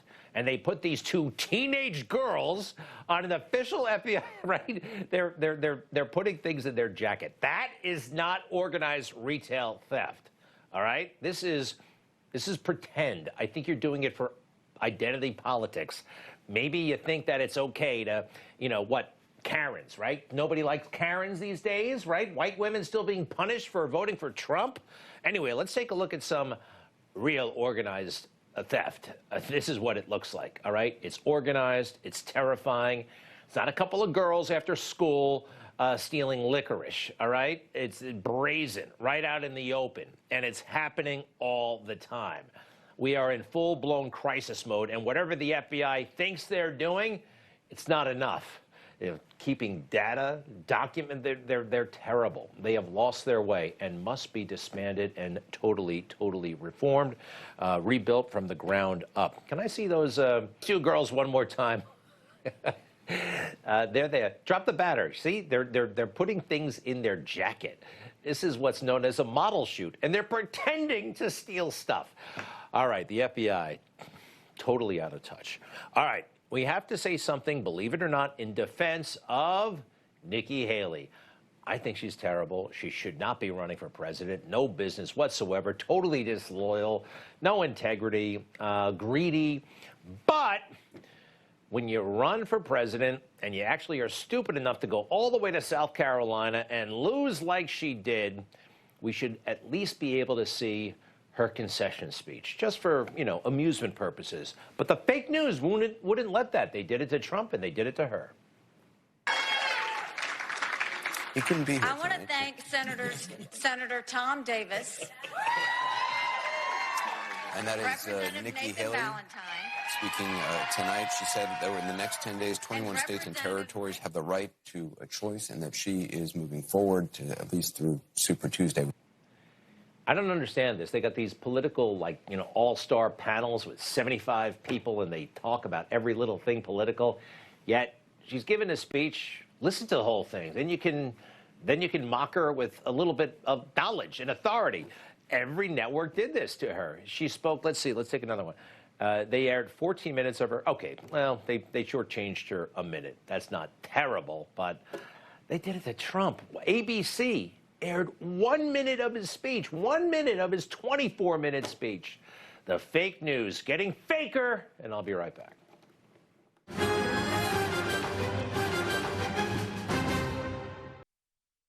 Laken Riley, say her name. We cannot forget this young woman and what happened to her. So unnecessary. We have to make this part of our cause. And the name, I think it's important. Laken Riley. Let's not forget. Say her name. Joe, he let this happen.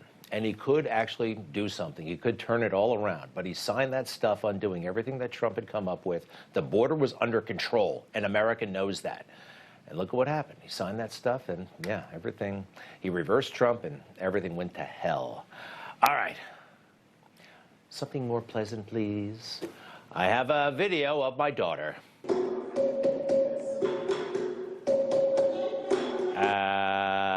I was told she was playing the drums. It's not quite that, but anyway, that's baby Madeline. She's just 2, and I love her so much. And her sister and her mommy. See you tomorrow night.